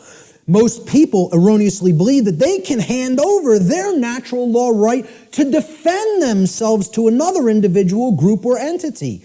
In making such a false claim that somebody else is my protector, somebody else, it's their responsibility to protect me, okay, and defend me, they have attempted to abdicate a personal responsibility which actually always belongs to them and can never be given away. That's the self-defense principle. You own it. It's yours. You can't give it away to somebody else. Shock and amazement. Okay? That is your responsibility already. And guess what? You know what? They're all too happy. These controllers are now even all too happy to say, it's not our responsibility to protect you. Because what their actual goal is they're just revenue men for the new king. That's all they are. And to slap people back into line if they try to exercise rights that the new king called government has decreed that they may not exercise. That's what their real role is. They don't serve and protect the people. They serve and protect the ruling class. And they don't want to admit that to themselves. You know why? Because they're liars, most of all to themselves. It's a bunch of childish liars. Franklin said those who would give up essential liberty to purchase a little temporary safety deserve neither and will lose both. And this addresses the fear of chaos and the desire to abdicate your personal responsibility to defend yourself to other people just because you're afraid and you don't want to take the responsibility of doing it yourself. You want to stay in that mindset? I'll give up my freedom to be safe? Well, enjoy your safe slavery. I, for one, will take my dangerous and chaotic freedom. Okay? I'll take the absolute cannibal lurking around every corner, and I'll take my chances. Thank you very much. Give me my freedom and my assault rifle, and I'll take my chances. Thank you. Okay? So the idea that you just want to be kept safe and you'll give up your freedom to do so, it's just a child. That's how a child thinks. And that's what this is really about. Not wanting to grow up and become adults. And again, there's a reason for this. This is the underlying psychological reason, but there's an even deeper one. But I'm going to touch on this one first. Self-respect versus self-loathing. People who don't want to take personal responsibility and become an adult are in this psychological condition. It's called self-loathing. What it means is you hate yourself. Nobody who wants to perpetuate slavery can possibly like themselves. They cannot love themselves. It's impossible. You are already in a state of self-hatred if you believe in government, if you believe in its legitimacy. Okay? Because you believe in slavery, and therefore you're in that slavery system and you want it to continue. How could you possibly love yourself? It's not possible. Self-loathing is the underlying psychological condition that causes people to attempt to abdicate their own personal responsibility to exercise conscience and fall into patterns of order following and justification. Just as it is not possible for an order follower to truly be exercising conscience, it is not possible for an order follower to truly love themselves. These two states cannot exist simultaneously. You cannot be an order follower and love yourself. It is impossible. They are contradictory psychological conditions. Okay? Here's what a self-loathing person really is. They're trapped in a trauma abuse victim cycle. A trauma happens, there's an abuser, there's a victim, and then it repeats itself. Because often the one who's abused becomes the traumatizer, and then the cycle repeats again. Talked about this pretty extensively on my podcast series. All right? That's what self-loathing, that's what this mind state, okay? This is a golem creature, okay? It's a 100% programmed and lifeless thing that is imbued with the ability to actually move like a robot. You can liken it to a flesh robot, okay? And it's a concept in ancient dark occultism, all right? And the golem is driven by the force of self-loathing. And that's what the order followers are. They're golems, okay? I'm not saying this to insult people. I don't really care how people take it. I'm telling them what they really are and what the dark occultists think of them. They call them their dogs and their pets. That's their name for the police and the military. I did a whole series on that, okay? And I'm not telling you that from book knowledge. I'm telling you that from their lips to my ears. That's what they call them. The golem is in this mindset. Since I have suffered, I will cause suffering to others. Since I can't deal with my nested psychological traumas and childhood issues and inadequacy issues, okay, I'm going to take out all of that nested subconscious psychological frustration on other people that I have no right to take it out upon. That's the golem mindset. Self-loathing is created when an earlier trauma has been suppressed and buried deeply into the subconscious. That's the role of the subconscious, to protect the conscious mind from traumatic experiences so that the conscious mind doesn't keep reliving it and therefore re-experiencing it in the physiology. However, if we never bring up that shadow material to the conscious level, it builds and builds and builds until it ultimately destroys us, psychically and spiritually. All right? Instead of confronting, dealing with, and healing that trauma, people don't want to do that work. It's too hard to dredge up that shadow material. It's hard work. Believe me, to come out of the mind state I was in, I had to do that shadow work for years of more suffering and pain, saying, what do I have to look in the mirror and confront about myself? And then work to change and admit thousands and thousands and thousands and thousands of times, I was wrong, I was wrong, I was wrong. I don't know how many thousands of times I had to look in a mirror and say that to myself. Sometimes to a point where I was so depressed I couldn't get out of bed for days. I would just sit and lay in bed and play doom metal all day. Literally, endlessly, repetitively. And just sitting there in that condition of total self-loathing and total depression because of what I know I took part in. And that I know was still my mental makeup, was still my psychological makeup that was going to take years to get out of. And I'm trying to explain this to prevent people from having to go through all that suffering. This knowledge can be gleaned without having to go down that path. It can be done. I'm not telling you that's easy work, but it is possible. Such trauma could take the form of feelings of inadequacy, whether they are real or imagined. And you know what that mind state ultimately is? It's a self-prison. That's somebody putting themselves in a cage. These people who want to take out their psychological frustrations on other people, they're prisoners. They are in the cage and they love being in the cage. They don't have any desire for freedom. The only kind of person that would have no desire for real freedom is a person who's in the psychological state of self-loathing and hates themselves and does not love themselves. Now, what heals self-loathing? Self-respect. And we have to know what the word respect means. And this is about looking at yourself. Introspection. Respect comes from the Latin re, meaning again, and the Latin verb spectare, which means to look at. You put them together, to look at again, to take another look at. Well, what are you taking another look at? You're taking another look at yourself. That's what respect starts as. You can't give something to somebody that you don't have. If I don't have $10 in my pocket, I can't give it to you. If I don't have a coin in my pocket, I can't give it to somebody else. You got to have it first to give it. So nobody can give respect to anybody else unless they first developed it inwardly. Self-respect has to come first. And that's why these people don't respect anybody, order followers, most of all themselves.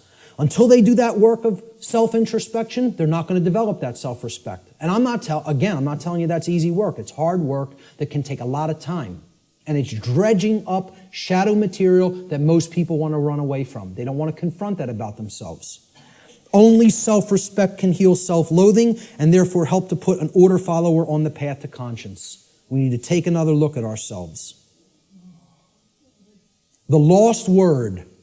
All right, this is the end of the natural law segment, and I'm just going to talk about solutions toward the end a little bit. All right? The lost word. It's a concept in esoteric Freemasonry, which represents a state of consciousness that has been largely, quote-unquote, lost to the majority of human beings. In order to speak the quote-unquote lost word, a human being must work upon themselves in order to achieve a state of equilibrium or balance between the left and right hemispheres of the brain. In such a state of balanced consciousness, the being has come to know oneself, as well as the working operations of the macrocosm, meaning natural law. In doing so, that person has also come to understand the objective difference between right and wrong, or as these concepts are referred to in the tradition of Freemasonry, they have come to understand the difference between light, which is right, and darkness, which is wrong. Or light, which is knowledge of right and wrong, and darkness, which is ignorance of right and wrong, respectively. All right? What is the lost word, though? That's the lost word, ladies and gentlemen. You know the knowledge of the highest levels of Freemasonry now. Most actual Freemasons in the lodge system don't know the lost word. The lost word is no. And I would suggest to you, it is a dual word. The lost word is dual, meaning it's two things. It's not just one.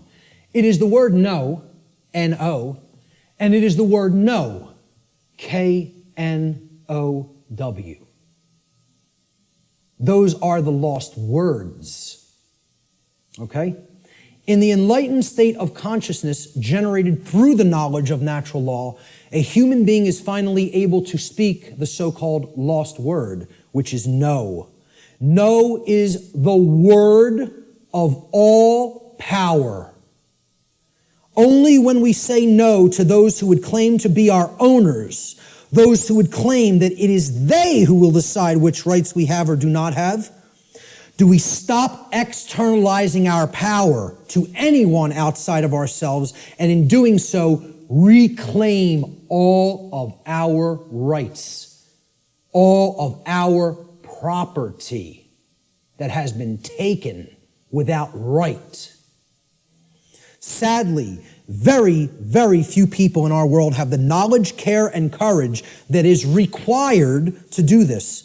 This is why this all-powerful word is considered lost. And there's the other variant of the lost word, know. Know your rights.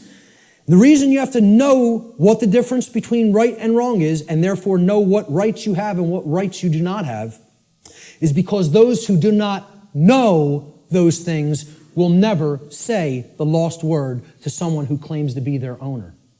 They will not say no, N-O. So let's look at some solutions. I call this section Teaching Natural Law to Others. Because as we're talking about, education is the only solution. Knowledge is the solution. The propagation of that knowledge is education, which means to lead out from. Educare in Latin means to lead one out from something. And what is education? It means to lead one out of darkness, out of ignorance. That's what a real teacher does. You know, doesn't push somebody out. It says, I'm going to go first and show you the way. And you could follow, you know, if you feel that this is the accurate path. Okay? But you could do the same discovery process. It's a repeatable process. That's what a science is, which I've said this is not a belief system or a religion. It is a science. This is also known, teaching natural law to others, which is what I am doing, has been called in all of the positive occult traditions, the great work. And I call it the true great work, because the dark occultists take everything and twist it around, and they have their own variant of the, quote, great work, which is creating a world of total slavery. That's the dark great work. I call this the true great work, or the light great work, however you want to refer to it as. It's just a piece of jargon. It's just a tag that we put on it. Shift happens. Well, maybe, but maybe not. The result's not guaranteed here, folks. The New Agers want to tell you it's all guaranteed, it's all in hand, you know. The Zeta Reticulians are going to be coming in from orbit any moment here, give us all the secrets to the universe, save us from our own ignorance, you know. You just got to wait a few more years or decades or millennia. But they'll be here soon. A quantum shift in human consciousness is required for humanity to become free of its self-imposed state of slavery. Unfortunately, this great change is not an automatic process, nor is it guaranteed to happen at all. We can be in this condition for a very, very, very, very long time, or it can snowball and lead to total annihilation and the extinction of the human species. The positive outcome is not guaranteed. Anybody who thinks it is very naive and, you know, extraordinarily right-brained and overly positive. I'm not telling you the negative outcome is guaranteed either. I'm telling you it can go either way, depending on how consciousness goes. About how many people in quantum numbers are going to choose truth over deception. That's what's going to that's what's going to determine the outcome. Whether or not it will occur is a function of the human will to learn the truth and to teach it to others. This involves enormous effort, enormous dedication, and most of all, enormous persistence. You can't give up. Continuous application of will is required. Continuous work. In alchemy, there's a saying. It's like the catchphrase for the alchemical tradition. Labore et constantia. It means work and constancy. Continual effort. That's what's going to get this boulder up the mountain. That's it. And it's going to go kicking and screaming, folks, because of the level of calcification the human mind is at. I don't expect this to be an easy process. I'm not blowing smoke up your rear end and telling you, hey, come on over and do the work, the great work. It's going to be so much fun. It's going to be so easy. We're going to get it done real quick, and everything's going to be fine. Okay? If I was some new age guru who was trying to get you all to believe what I'm saying, that's what I would tell you. Because all I'd be worried about is how popular I am and how many followers I can accrue. I'm not interested in that. I'm interested in telling you how it really is. That doesn't make me popular. As a matter of fact, that makes me hated by a lot of people. Okay? This is not going to be easy. A quantum shift has requirements. Quantum, the word quantum is derived from the Latin noun quantum. It's the same word in Latin as it is in English. Quantum in Latin means an amount of something. In order to tip the scales of truth and justice back to balance, a certain amount of people actually need to be doing the great work to help others to receive truth. If we don't have enough people doing that, those scales are not going to tip in the opposite direction. Got news for you. We need to hit a critical mass number. Numbers are required. The New Age movement wants to tell you, no, numbers aren't required. A tiny, tiny, tiny, tiny portion can make great, great, great change happen. Nonsense. It's not called a quantum shift for no reason. It's called a quantum shift because quantum means an amount. Okay? You need to put enough force on that scale to get the truth to tip in the other direction. If you don't have that amount, it's not going to tip. All right? So, individual behavioral choices, whether they are either based in harmony with natural law or opposition to natural law. They combine in their energy and effect, and in the aggregate, meaning in the sum total, they influence the quality of the manifested, shared human experience. That's how reality is created. We're not very contradictory to the New Age notion. Each individual is not creating their own reality. In the aggregate, humanity is co-creating the collective shared experience that we are all undergoing. We collectively create our shared experience. Not each individual creates the reality that everybody experiences. Yeah, you do create a microcosmic aspect of how you experience your life, whether you're experiencing self-inflicted suffering, large amounts of it or not. That's how the laws of attraction work at an individuated level. But at a mass level, they work in the aggregate. We need a population who understands and lives in harmony with natural law. And numbers are required for that to happen. This dynamic acts as a perfect expression of the principle of correspondence. As above, so below. As below, so above. As the individuated units of consciousness are co-creating reality, so the macrocosmic reality shall become and shall be experienced. Decisively contrary to the New Age view, in order for a quantum shift to take place, numbers are required. So what is the true great work? The true great work can only be performed after one has already realized the truth regarding natural law and brought oneself, one's own actions into alignment with natural law. That's when it begins. Because once you do that and you're no longer in that internal contradiction or opposition, that's when you can legitimately start teaching it to other people because you know it deeply enough and you've actually aligned your behavior to it. So the true great work is what comes after that. And here's what it is. This is actually what the true great work is now. It is the arduous task of influencing other people to go through the very same process of change, of positive change in consciousness that you have gone through.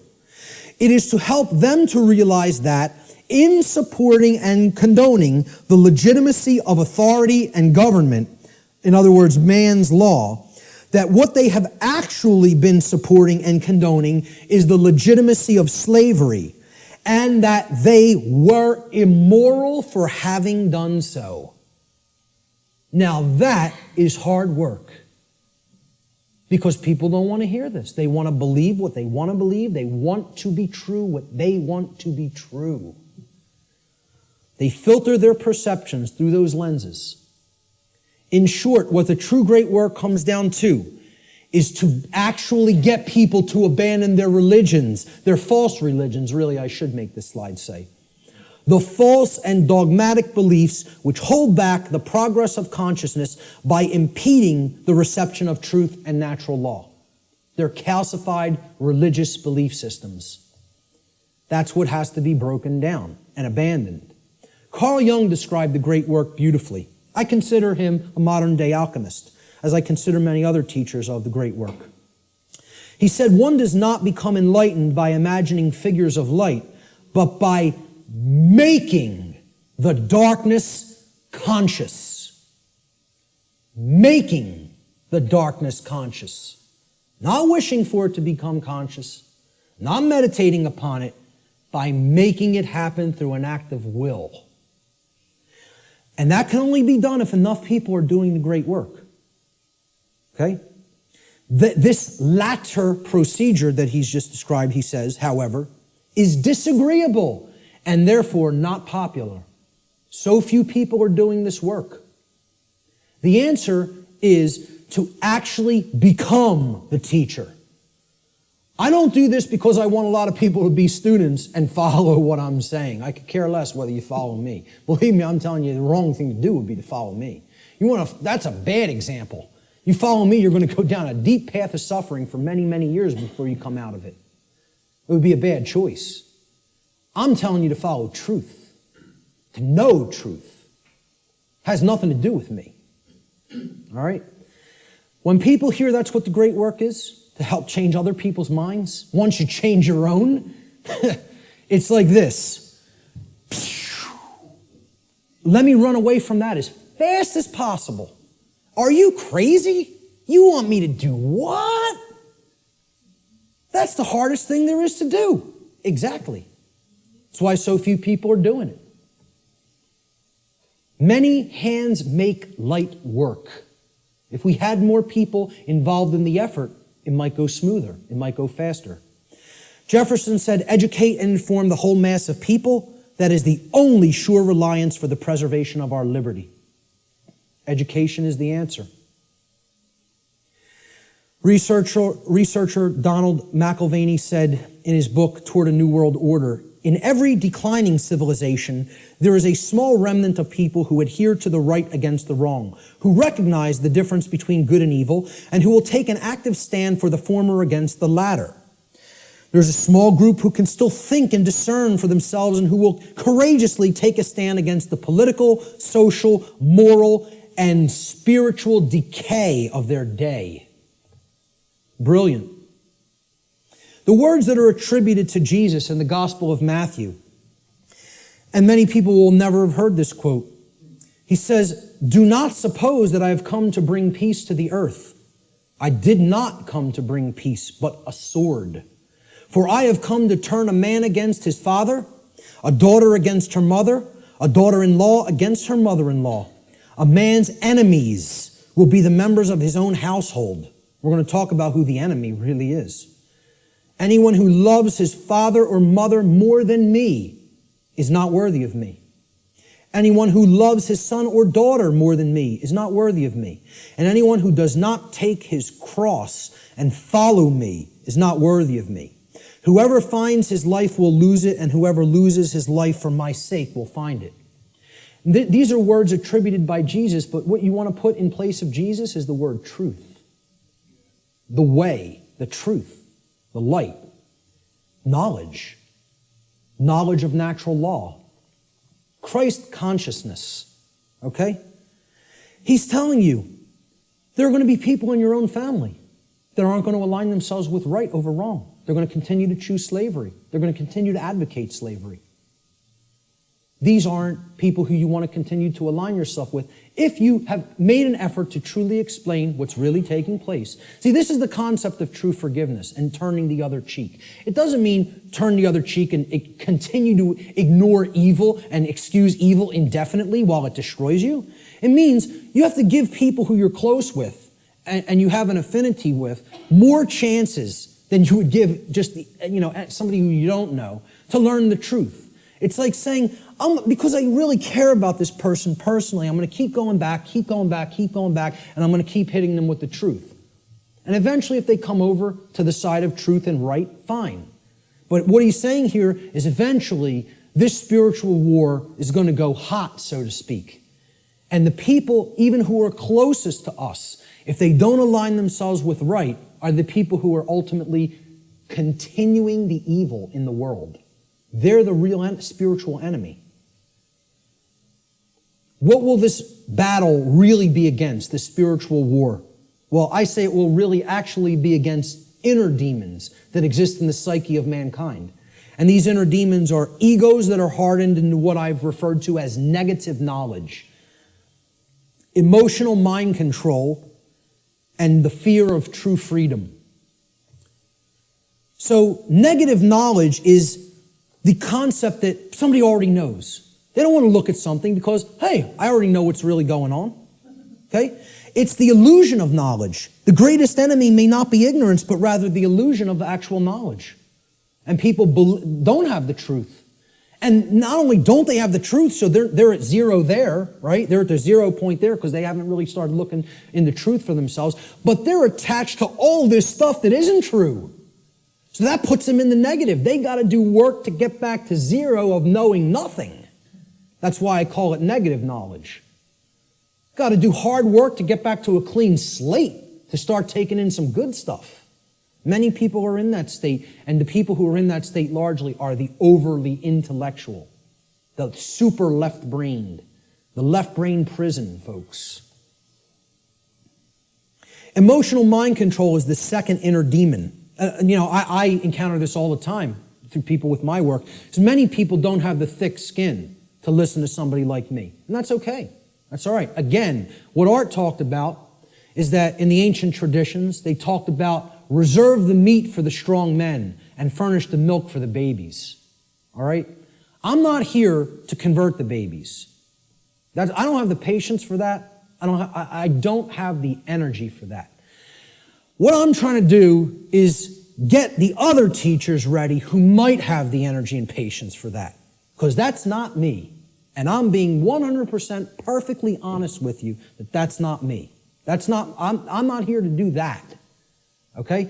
I'm hoping to bring some other people that are most of the way there, all the way there, so they can start doing that on a wider scale. They're going to be the people who are going to work with people like that, not me. I'm just being honest with you about it. Emotional mind control comes in a couple of forms. Well, if this is unpleasant, the New Age variant is this right here. If it's unpleasant, I don't want to hear it, I don't want to see it, and I certainly won't want to tell others about it.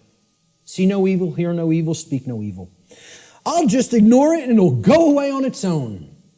Well, what happens when you do that with any kind of a sickness or a problem? Does it get better? It gets worse.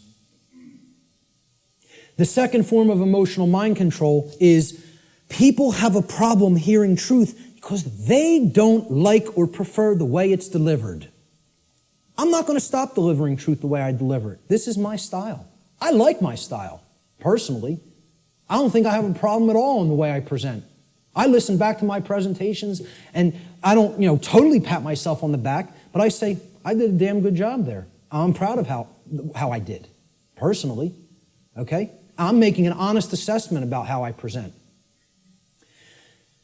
And again, I realize my presentation style is mostly for the thick-skinned. It's not for the people with super delicate sensibilities. So be it. That's not really who I'm trying to reach. I'm trying to do vertical integration, not horizontal integration. Build up the community of people who really get it, and they can start propagating it to the masses. This concept is about, the attractive newscaster on the nightly news. She can whisper sweet nothings in your ear all night with the blue frequencies behind her, okay, and say, 2 + 2 = 5.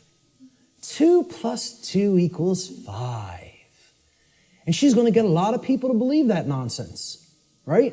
But the person who's actually telling you the truth, that you might not like the sound of his voice, you might not like the harshness that he comes to you with the truth with, he might be screaming through a bullhorn and saying, hey, you're in danger.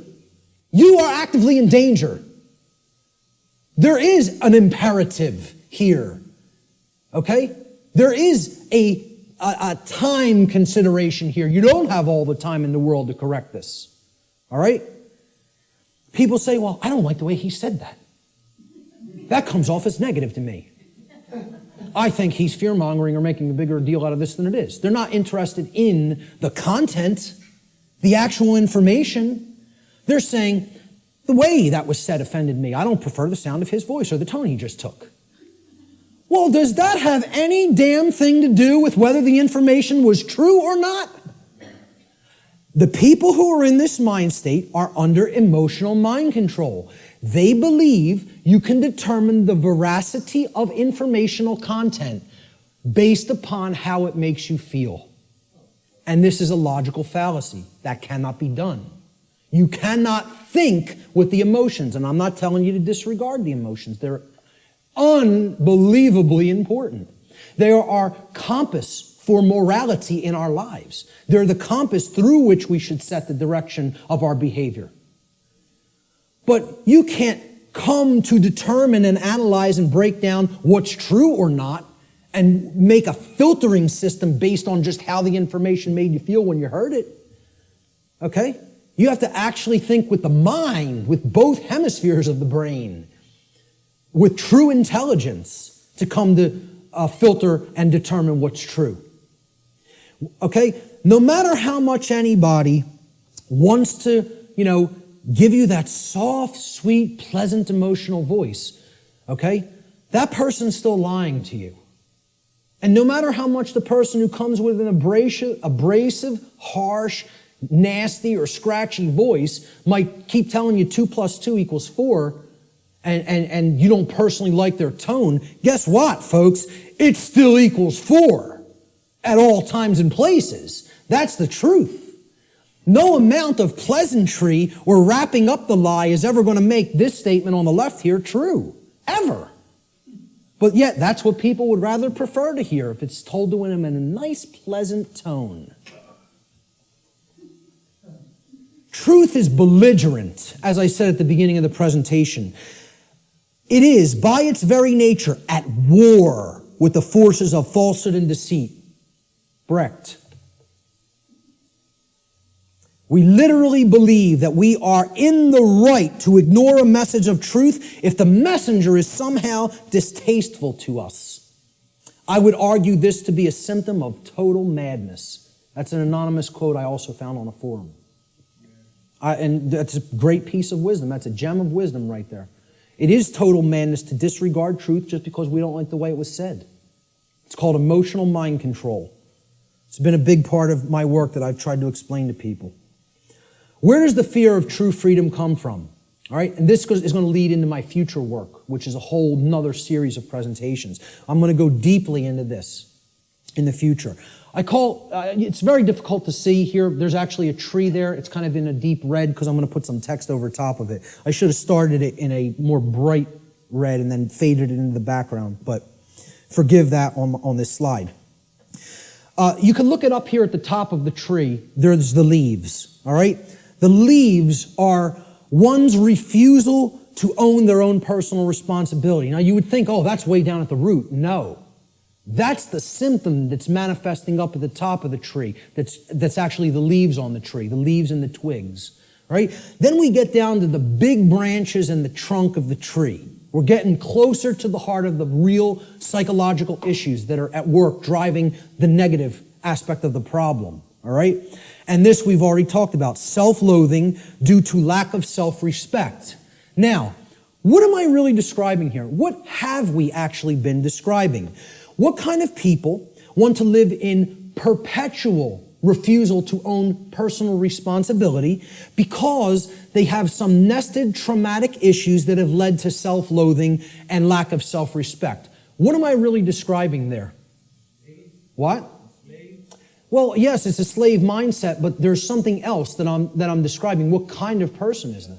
A child. Thank you. We're talking about people who are psychologically, emotionally, and spiritually immature. They have not grown up. They have not accepted personal responsibility, which is a hallmark of true adulthood or maturity. And this is due to the trauma that they've undergone that's led to self-loathing, okay, and the lack of self-respect, which is why they don't want personal responsibility. They want to remain an eternal child. Now, let's find out what is at the root of this tree of evil. Because until we go into this space, into this causal factor of these other manifesting psychological conditions, we're not actually hitting the actual root of the problem. If a child doesn't like themselves, they hate themselves, they feel they're not good enough, they're not worthy, they have all these imagined feelings of inadequacy and self-loathing, okay? And that's expressing their refusal to grow up and take personal responsibility for themselves in their adulthood. What kind of trauma specifically has that child more likely than not psychologically undergone.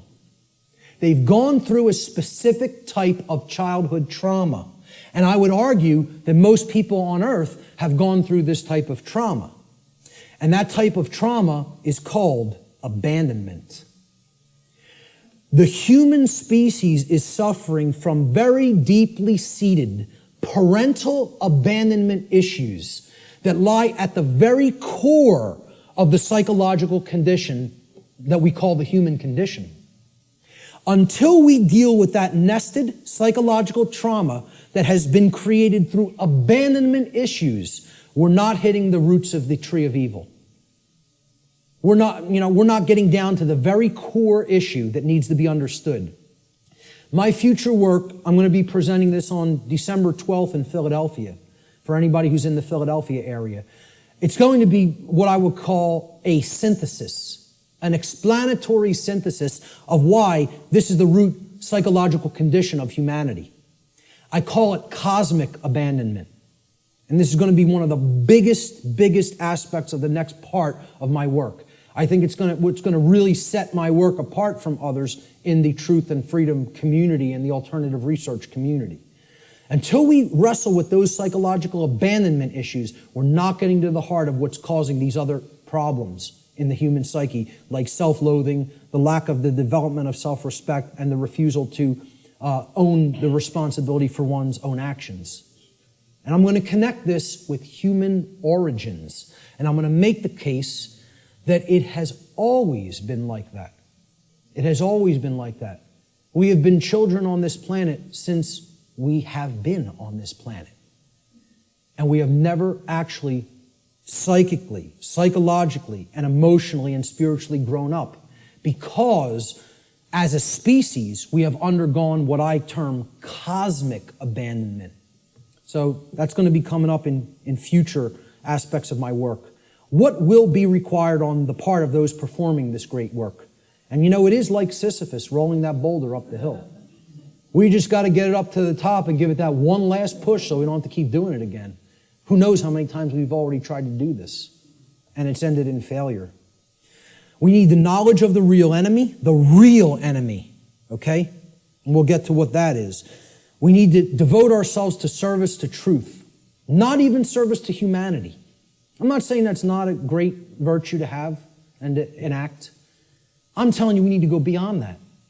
This isn't about service to me, you, or any other individual. It's about service to truth and principles first and foremost. And we need courage and persistence. And then we need practical real-world skills. The knowledge of the real enemy needs to ultimately come first. And this isn't it, folks. This priest class that goes and meets and has the rituals at Bohemian Grove, I'm not telling you they're not evil. I'm not telling you they're not psychopaths. I'm not telling you that we don't need people like that in the world. Okay? I'm telling you that in this spiritual war, this is a tiny, insignificant, as far as numbers are concerned, fraction of the totality of the human population that could not possibly control the minds and the behaviors, and therefore the behaviors of the masses of people without our compliance, without our ignorance. So, while I'm not telling you I, like these people, do I have respect for them as an opponent? Oh yeah, you damn well better believe I do. I don't underestimate these psychopaths. Not a bit. You want to know why I worked with them? I know what their will is like. I know what their intellect is like. And I'm telling you, don't underestimate either one. I'm telling you, don't underestimate their care. They don't have, like I said, they don't have care in the terms of compassion and the normal range of human emotions like we do, but don't think that means they don't have care. They deeply care about what they're enacting, what their agenda is, and they have the will to carry it out, and they're not slowing down. They're unified. They're on a unified front. They're on the same page. Believe it. Know it. I'm not telling you that from, like I said, reading about it or book knowledge. I've been around these psychopaths. Haven't specifically been to this psychopathic gathering, but I've been around them enough. That's not the real enemy, that is.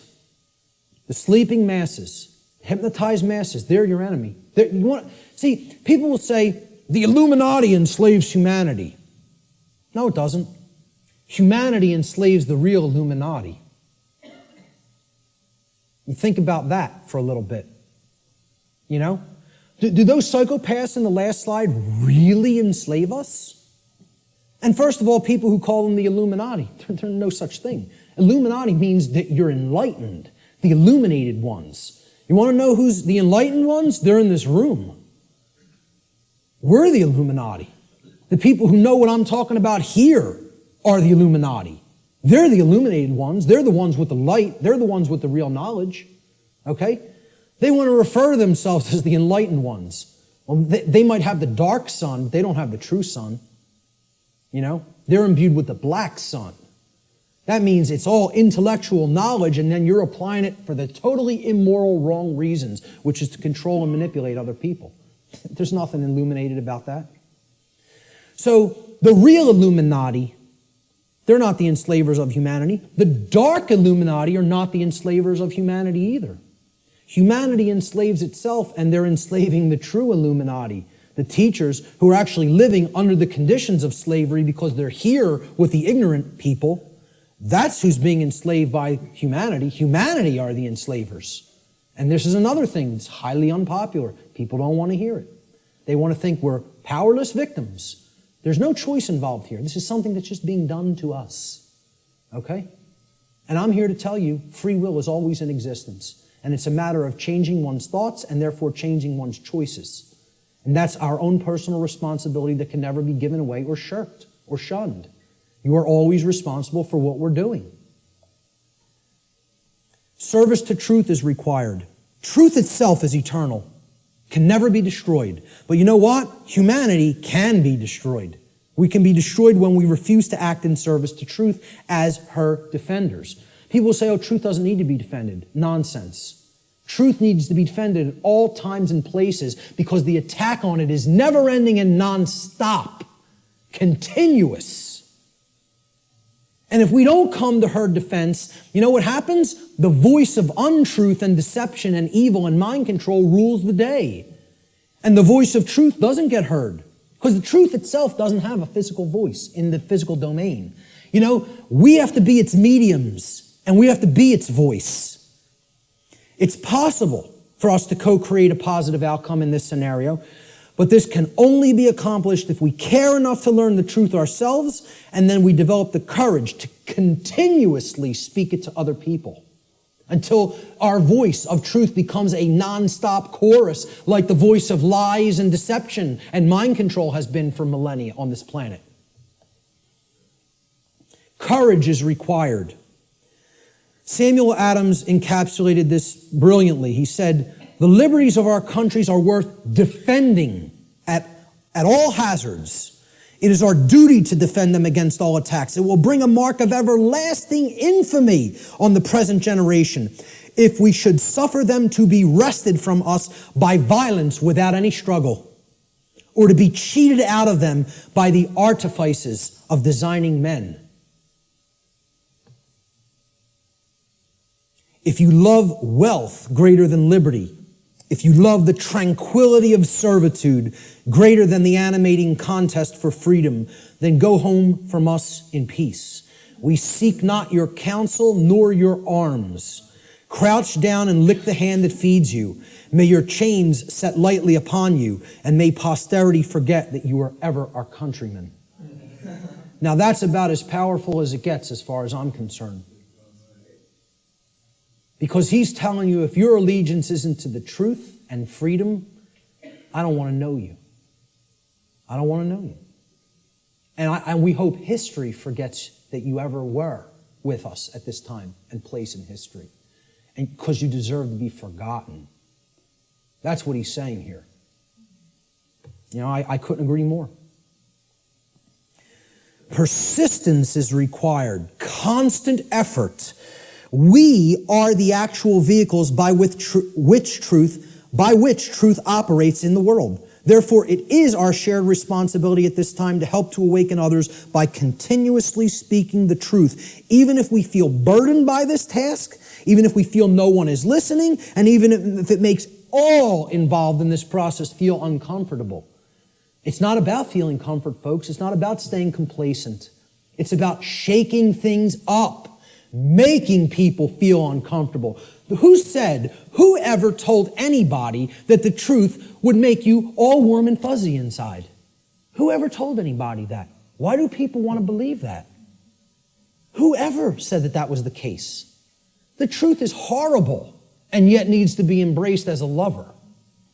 Okay? With dedication to it, even in its full horror. Thomas Paine, who I feel was the most enlightened person on the continent at the time of the American Revolution, personally, he's one of my personal heroes, and walked in the vicinity where I walk sometimes now. He said, "These are the times that try men's souls.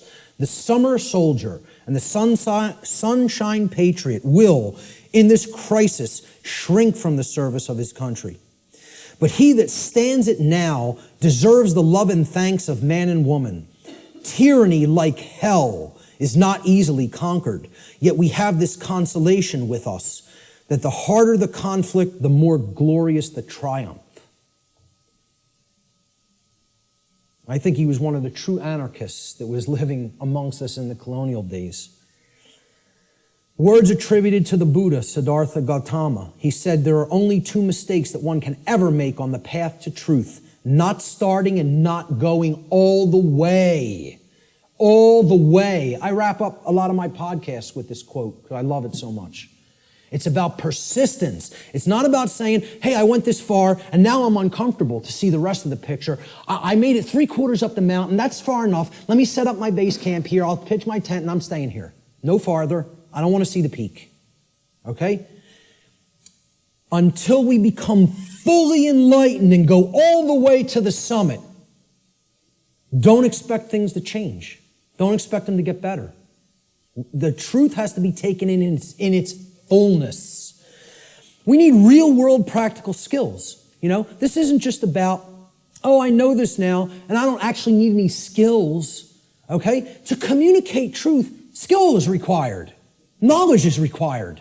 Okay? To reach a good amount of people. Yeah, you can just talk to the people around you. You can communicate, to a small fraction of people that way. I'm not saying don't do that, even if you don't have these other skills. I'm saying if you want to get it out in a big way, to the masses of people, and in the new form of media, which is doing things like this, through the correct and positive and empowering use of technology. People want to say, "Oh, technology is not, there's no role for it. We got to get rid of technology." Technology is a thing that improves life at every scale and level. It's a tool. It's how it's used. Exactly. Okay? We're using technology for a powerful and enlightening purpose right now. And that's its intended use. It's to serve humanity and to serve truth. Okay? So real world skills in the technological era, I feel, are absolutely required. And here's some of them. You need good organizational skills. Like, hey, Art and Chris did this right today. They set this up right. I've seen people set things up real badly. And I've seen it done the correct way, which is this way. And Richard and Lisa, they've done a brilliant job here getting this all on film. And this will be going online and reaching a real wider base of people as a result. All right? So you need organizational skills. Some people are better than that with others. I'm pretty good with organization. I feel I have good, powerful organization skills. Communication skills. You need to have a way with words. You need to have a good vocabulary. You need to organize words correctly. You need to be able to communicate concepts in often a very linear fashion to people so that they can readily absorb it easily. If you're all over the place, they're not going to get the concept. You need graphic design skills in many cases. I couldn't build a presentation like this without my background in graphic design. And, thank God I have it. It's like I got jobs like I did in the past, and sort of they prepared me for everything that I was going to do in my future. Synchronistically worked out like that. But, you at least got to know how to lay out a flyer, folks. How many people here can lay out a simple flyer? That's awesome. I'm so highly impressed by that. I'm telling you, I've asked people that in other presentations, like 2 people raised their hand. That's awesome. Okay? You should be proud of that. Presentation skills, like putting something like this together. How many people have basic presentation skills with a computer? All right, a little less, but not bad either. I'm impressed. Okay? Audio skills, Sometimes you got to work with audio, and, podcast audio, etc. Video editing skills. I know Richard's a master at that. Website development. This was laborious in the past, just 10 years ago. We have free open source content management systems now that make this almost a breeze. It's a somewhat little bit of a learning curve, but once you get there, hey, you're off to the races. You can maintain multiple websites then, right? So how many people can build a simple website by a show of hands? That's also awesome. I mean, kudos. Whoever hates that word, whatever. But I'm telling you, that's impressive. For an amount of people in one room to have all those skills, I'm impressed. It's very rare. All right? Networking skills. I mean, literally like people skills. I'm weak on this. All right? I can do it. I don't like doing it. I don't like marketing and promotion either. I'm not a good marketer of my work. I'm trying to get better at that, but I need some work with that. And maybe there's people that can help me with that. But, I have a good chunk of all these skills. I could do all of them. I'm not so good on the last two. I need more work. But, if most of us don't have these skills, we're not going to be reaching the optimum number of people. We need to become the new media that is dedicated to truth and put that out there for other people's consumption and other people's edification.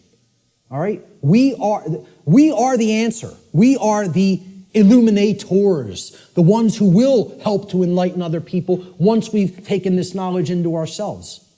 And then that's only the beginning, folks. You got to put it back out there. I tell people the story. I had all this knowledge for a long time, sitting on it, doing nothing with it, just taking more in. Oh, I want to make sure I got it all right. I want to make sure I got the whole picture. I go to a meeting in the state of Virginia. Virginia, virgin, the goddess, okay? Care. Very synchronistic. A woman comes up to me. She says, "You're one of the most knowledgeable people I've come across. What are you doing?" So what do you mean, what am I doing? She said, what are you doing with all the knowledge you have? You doing lectures, presentations, videos, audio? What are you doing? I'm not doing any of those things. I'm just taking a lot more in, downloading a lot more videos. She goes like this, and it's just so matter-of-factly and harshly. What makes you think you have the right to do that? What makes you think you can keep taking all of this in, all of this in, all of this in, and not put any of it back out? What makes you think you even have a right to do that? It was like somebody hit me in the face. She said, this was her phrase. She said, I'll never forget it. You're Niagara Falls in a water balloon. You're taking all this in and all this pressure building up. It's got no outlet. It's going to burst. She said, you have to put an outlet valve on that knowledge and let it flow out of you and go out to others, and then more will come in. Right now, there's no pressure release valve. You're Niagara Falls in a water balloon. It's like a truck ran me over, Literally like I got hit by a truck. I came up with the idea for what on earth is happening like a couple of weeks after that, because that's all I could think about. All I could think about is what she said. It kept echoing in my head. What makes you think you have a right to do that? And didn't say it nice. Said it like, you're not doing the right thing here. Get up off your ass and do something. That was the tone it was said in. And I totally appreciate it, Who knows, man? If that wasn't said to me at that time, I might not be doing anything. I might not have done a thing. You never know. I'd like to think at some point I would have, but at the crossroads, this is the last section. Then we'll get to some questions. Quote by R. Buckminster Fuller, "The dark ages still reign over all of humanity, and the depth and persistence of this domination are only now becoming clear. This dark ages prison has no steel bars, no chains or locks. Instead, it is locked by misorientation and built upon misinformation. Caught up in a plethora of conditioned reflexes and driven by the human ego, both warden and prisoner attempt meagerly to compete with God. All are intractably skeptical of what they do not understand. We are powerfully imprisoned in these dark ages simply by the terms in which we have been conditioned to think. The conditioning of our thought is what has kept us in this prison. And only now, the actual depth of the dark ages that we are in are starting to become clear to some people. We are in the time that I call the apocalypse. And actually, I want to start rephrasing this. I want to actually explain to people we're not in the apocalypse anymore. We are now in post-apocalyptic times. We are living in post-apocalypse. The apocalypse has already occurred. It's over. We are living in the time after the apocalypse. And what do I mean by that? Well, we got to look at the meaning of the word. Okay? From the Greek prefix, apo, which means away from, off of, or removed from. And then the Greek verb kaliptine, which means to cover, or to conceal, or to hide. So, apocalypse means literally to take the cover off of, to remove the veil from, or to take something out of hiding. Well, ladies and gentlemen, another big surprise. The veil has already been lifted. The truth is already out there. It's out. The truth about what's going on here and has been going on here on the earth is out. It has been de-occulted. And not just by me, by many, many other researchers. Okay? There's a laundry list of them out on my website, and I talk about in the podcasts. All right? It's all out there. It literally means to reveal or to take out of hiding. The apocalypse is the great revealing of the truth to the masses of people. Or it is what I simply refer to as the process of de-occulting the truth, removing it from being hidden. What humanity needs to do is make what I call the cosmic apology. And I'll get to what that means. See these words right here? I was wrong. That's the most powerful phrase that can ever be said by a human being. The second most powerful phrase I would acknowledge is I love you. But this is more powerful than even that. Because this is about internal change, not just a dynamic or an interaction or a relationship with another. This is about an internal metamorphosis. When you say these words, this is the phrase of all power. No is the word of all power by which we reclaim our power. But this is the phrase of power. All right? Okay. The word apology comes from Greek. Apo, meaning away from, off of, or removed from, as we've just seen. And the Greek noun logos. Logos means word. Okay? So hence, an apology, it literally means to go away from the word. Or to give back the word. Okay? You are taking it back. So if I make an apology, I said something, I didn't really mean it, or I want to retract it. An apology means, let me take back what I just said. Okay? I'm taking it back. I'm removing the word. All right? I'm going away from the former word or phrase that I just said. That's an apology in the standard colloquial English understanding sense. All right? Let's look at what I call the cosmic apology and where this term really comes from, what it really means. See, the Greek noun logos, which is written there in Greek script, which means word in Greek, it comes from the Greek verb lego. All right? Lego in Greek means to speak or to say. It's where we get the English word lexicon from. All right? The Latin noun legis is related to the Greek verb lego, to say. Again, because who put the laws into manifestation? The Creator did. How did the Creator manifest the physical universe and all the laws? Spoke it into existence. Reality and truth are spoken into existence by the power of vibration, the vibratory power of voice. Okay? So the Creator created the universe by the phrase, fiat lux in Latin. It means let there be light. Okay? The Latin noun lex legis, meaning law, is actually derived from this Greek verb lego, meaning to speak or to say. God and not man is the logos. the author of law, the one who spoke the law into existence at the creation of the universe, because natural law is the boundary conditions of the manifested reality called the physical universe. These are the boundary conditions which govern it. Humanity's work is to learn to listen to God's word, not man's word, not man's law, natural law, spiritual law, moral law, God's law, karmic law. I don't care what you want to call it. Call it whatever you want. Okay? Consequentialism. This is the truth. That's what, you want to talk about what all these phrases really mean? It all comes back to the word truth. That's it. It's the truth about what is, what's operating here. And humanity needs to align its behavior to this law, God's law, natural law. Without alignment of its behavior, don't expect to natural law, don't expect a thing to change here. Expect it to rapidly grow worse. Humanity must make a cosmic apology by giving the word, okay, which means the authorship of creating law. See, we think we're the authors, we're the authorities. That's what author means, right? Author. What's another word for author? This is just this is how mind control through words works, right? An author is a what? A writer. Well, what are you saying there? An author who has authority, they are authoring something, is a writer. They are a R-I-G-H-T-E-R. Okay? They're making it into a right.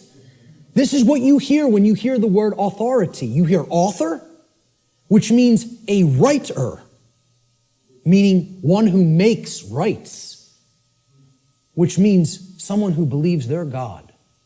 That's all this really comes down to. In a nutshell, we're up against a class of people who believe that they can be God and own and rule everybody else. That's all the dark occult comes down to, folks. People who believe they're God. Sick, psychopathic lunatics who think they're God and are going to rule the hell of the prison world that they're going to create, that they call their dark new world order. We need to give the word back. That's what an apology is. And who it needs to be given back to is the creator of the universe, because that's the author of the law. That's its rightful owner. The word doesn't belong to us, folks. The word belongs to God. That's why it says at the beginning of the biblical text, in the beginning was the Word, and the Word was God. You know, that's what the Logos is. Natural law. God is law. You want the best definition I could ever give you for the word God? Law. People don't want to look at it like that. Very few people ever look at it like that. That's what the force of creation is. It's natural law. It's how we co-create our reality, whether we do it consciously or unconsciously. This apology is accomplished when we open our minds and hearts to truth and we start saying the lost word, no to evil, to the presence of evil in our lives. See, this is an initiate inside what was known as the Jed or the Djed pillars, depending on how certain people pronounce it. And these Jed pillars represented stability and enlightenment. And they represent the two principles, the sacred feminine principle of non-aggression and the sacred masculine principle of self-defense. The initiate is the enlightened one who is incorporated and bridged both pillars and has come to the place of cosmic illumination, which is represented by the winged disc of Ma'at in the Comitian tradition, which is over the lintel between the two pillars. That winged disc of Ma'at. Ma'at was considered a great mother goddess in the Comitian, the ancient Egyptian traditions. Okay? She was the force. She was a personified deity. You know, the ancient Comitians didn't actually worship a physical woman. It's not what this was. It was the personification of truth and justice and order and natural law that was encapsulated as the sacred feminine essence. And she was above all the other deities in the pantheon of Egyptian deities, of Comitian deities. Ma'at, there was no god or goddess higher. And how they looked at alignment with Ma'at is if you wanted to have order and you wanted to avoid chaos, you learned the teachings of Ma'at, because she was the goddess of justice, and she was the goddess of righteousness. She was the goddess that brought order if you aligned yourself to her teachings, and her teachings were natural law.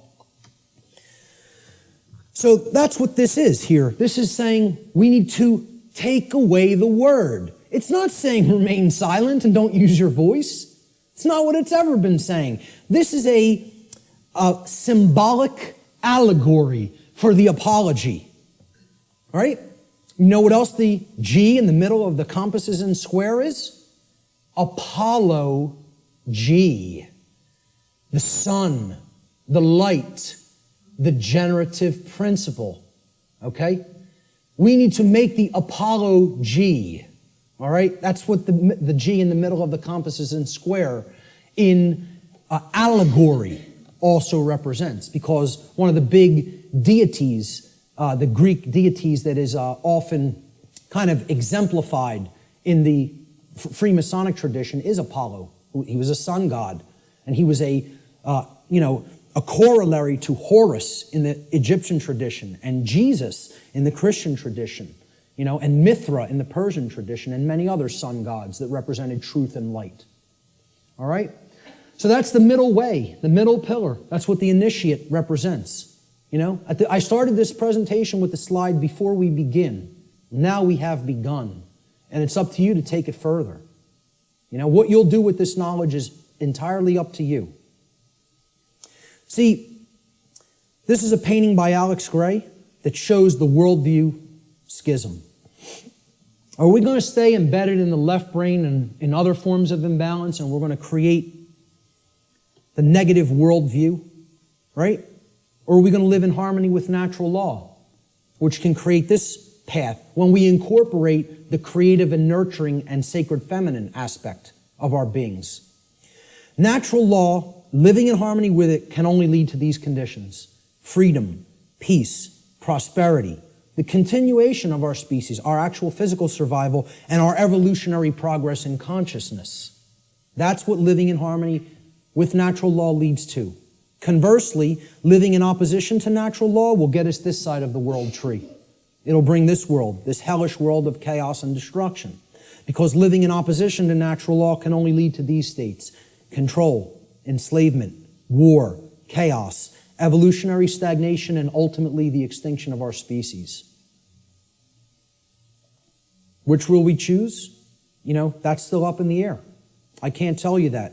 Only each individual can make that decision for themselves, and then that will play out in the aggregate, in the mass consciousness, the numbers. Thomas Jefferson said, "A free people claim their rights as derived from the laws of nature." And this was also embedded in the Declaration of Independence. The laws of nature and of nature's God, and not as the gift of their magistrates. John Locke said, "The natural liberty of man is to be free from any superior power on earth, and not to be under the will or legislative authority of man, but only to have the law of nature for his rule." Former Grand Master of the Order of the Rose Cross, the Rosicrucian tradition, Francis Bacon, said, "Nature, to be commanded, must first be obeyed." If we want the forces of the cosmos on our side, we have to learn and adhere to the principles of natural law.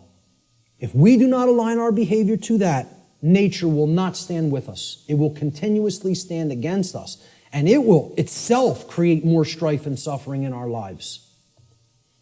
And we certainly won't command it. We won't command its forces with things like free energy used for any positive purpose. It'll only be used for destructive purposes. The psychologist Alfred Adler said, "There is a law that man should love his neighbor as himself." And he's referring, of course, here to the Golden Rule.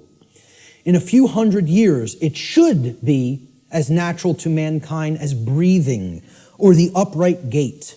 But if he does not learn it, he must perish." And folks, I would really hope this is going to take less than a few hundred years. But based on where we're at, I'm not so sure. I think we could do it a lot faster than that if we accept the key that's been shown here today, that, as I said before, has the power to unlock all the locks on all the doors to all the cages. And that's what the knowledge of natural law comprises. Will we make the choice to climb the ladder of consciousness through an act of our own free will, choice, and effort? It's not a simple climb. I mean, it's a difficult climb. It's not overly complicated to learn these concepts, to learn these truths. It involves abandoning many things that we've already been conditioned with that don't serve who we are, okay? But I'm not telling you it's going to be easy, all right? It involves a lot of deep introspective work.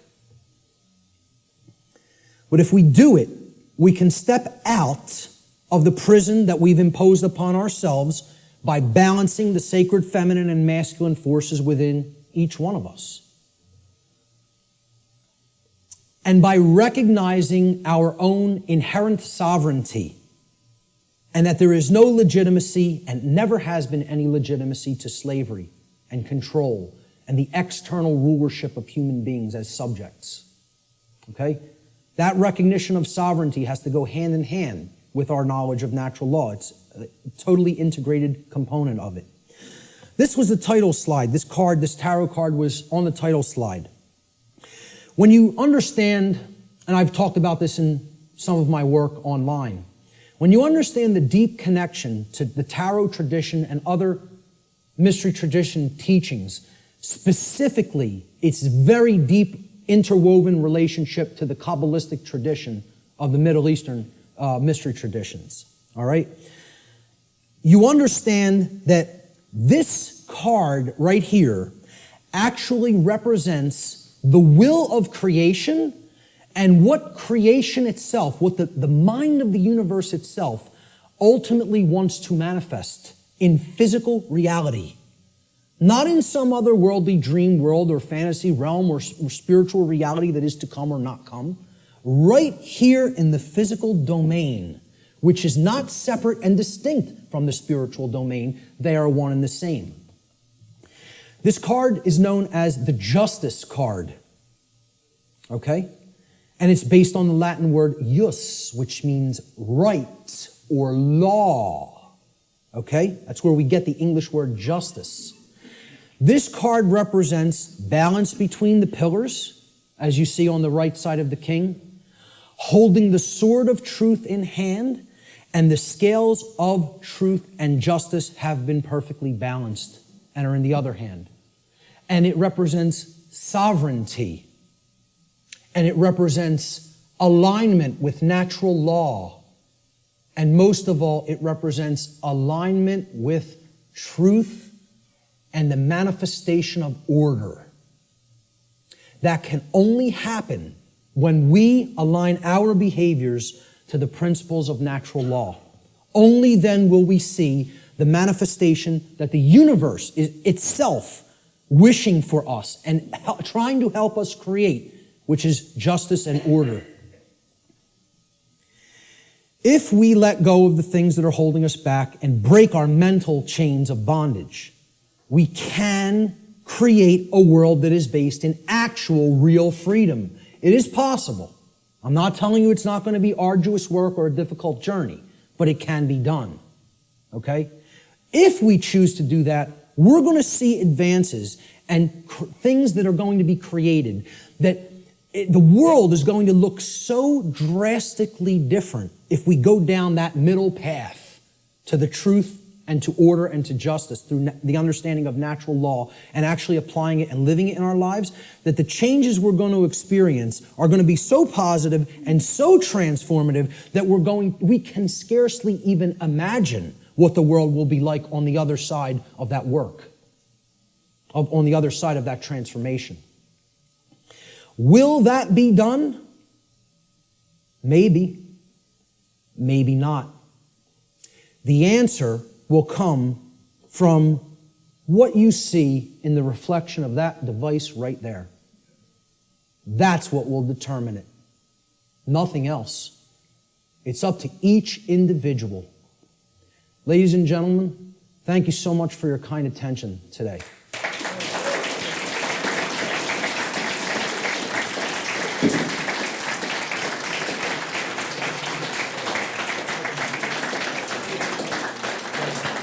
Thank you. Thank you. Thank you. I appreciate that. Finally, this right here, Lex Rex, simply means the law is king. The law is king. Lex Rex. That's my final slide. Thanks so much. Let's do some question and answer. How much time do we have, by the way? Did I run way over or did I leave some? Oh my God. Hey, I'm very happy that the venue allowed us to go over by this much. Okay? And that they didn't just come in and say, you got to get out of here. So I really did want to leave time for questions, but I think it would be, I don't know if it would be really just, intrusive and ignorant at this point to just stay even beyond this time. So maybe we should start packing it up. All right? I apologize for going so far over. I think the information speaks for itself and is worth it, and I hope I was clarified on that. Listen, I'll tell you what. Anybody has specific questions, since there's no time for questions, let me just get this across, okay? Since there's no time for questions, I'll make a personal effort, and I rarely tell people I will respond to email questions. You tell me that specifically that you attended this seminar here today in an email, and if you have a specific question, get to the specific question quickly in your email, and I will make the time over the next few weeks to try to respond to everybody. I'll promise that. How's that? Does that sound okay? All right, great. Thank you. Thank you guys all so much for being here, for staying for the whole thing. Thank you. I'm very impressed with you guys today. That takes a tremendous effort of will and attention. So, thank you guys so much.